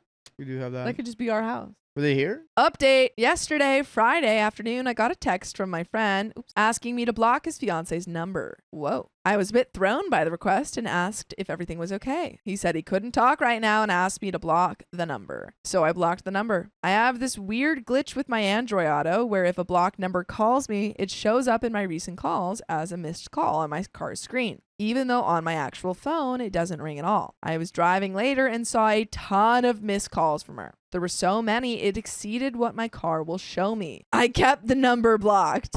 Yeah, okay. The friend was like, she's coming for you. She's coming. Later, my friend's best friend, who was supposed to be the best man, called me and asked me if I had heard from our friend. I said yes and asked why. He sent me a screenshot from the fiance's Facebook talking about how people show you their true colors and saying she was newly single. I tried to call my friend, but he didn't answer. Tonight, I finally heard back from him. The long and short of it is that he asked her about how she feels about his son. She said he's adorable and sweet. My friend played her the recording and she asked where he got it. He refused to tell her, saying it shouldn't matter. She immediately guessed it was me. He refused to confirm that. She was angry that he wouldn't tell her I recorded her conversation and said she can't trust him anymore and called off the wedding.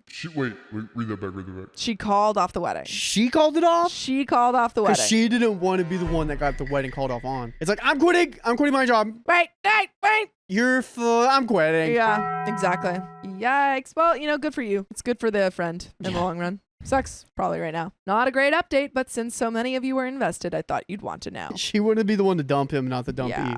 Yeah. Yikes. Dude, my mom railed me one time with a comment like that. She was like, I was talking about how one of our friends recently broke up with a girl and the girl still gave them something at the breakup. Yeah. And I was like, dude, Mom, isn't that crazy? Like, that's never happened to me. She hit me with, but you're the one that usually gets broken up with. You haven't broken up with anyone, right?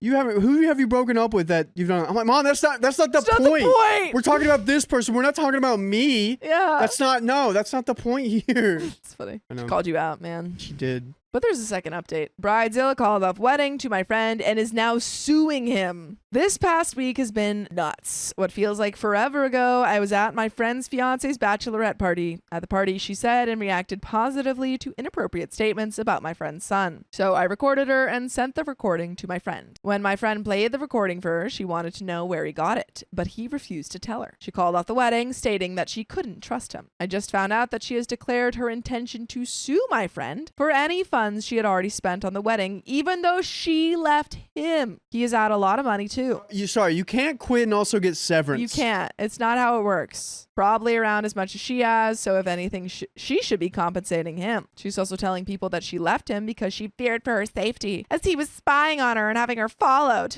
A complete lie. She has gone from saying that my friend is the love of her life, that she can't wait to spend forever with, to saying he is manipulative, controlling, and has ruined her life. Quite a turn. She apparently wants around $25,000 to reimburse her for her dress, the cake deposit, the florist fee, the wedding planner's fee, and her emotional pain and suffering. It's an absolute mess. And the wedding was supposed to be in 8 days. Ooh, wait. The emotional pain and suffering. Yeah, for her canceling, she canceled it. It was supposed to be 8 days, so several people already have non-refundable travel arrangements and are completely confused. By the way, I'm confused why you guys aren't listening to full episodes of stories just like this. Just go to Spotify, Apple Podcasts, or iHeartRadio and search up OK Storytime. Do it.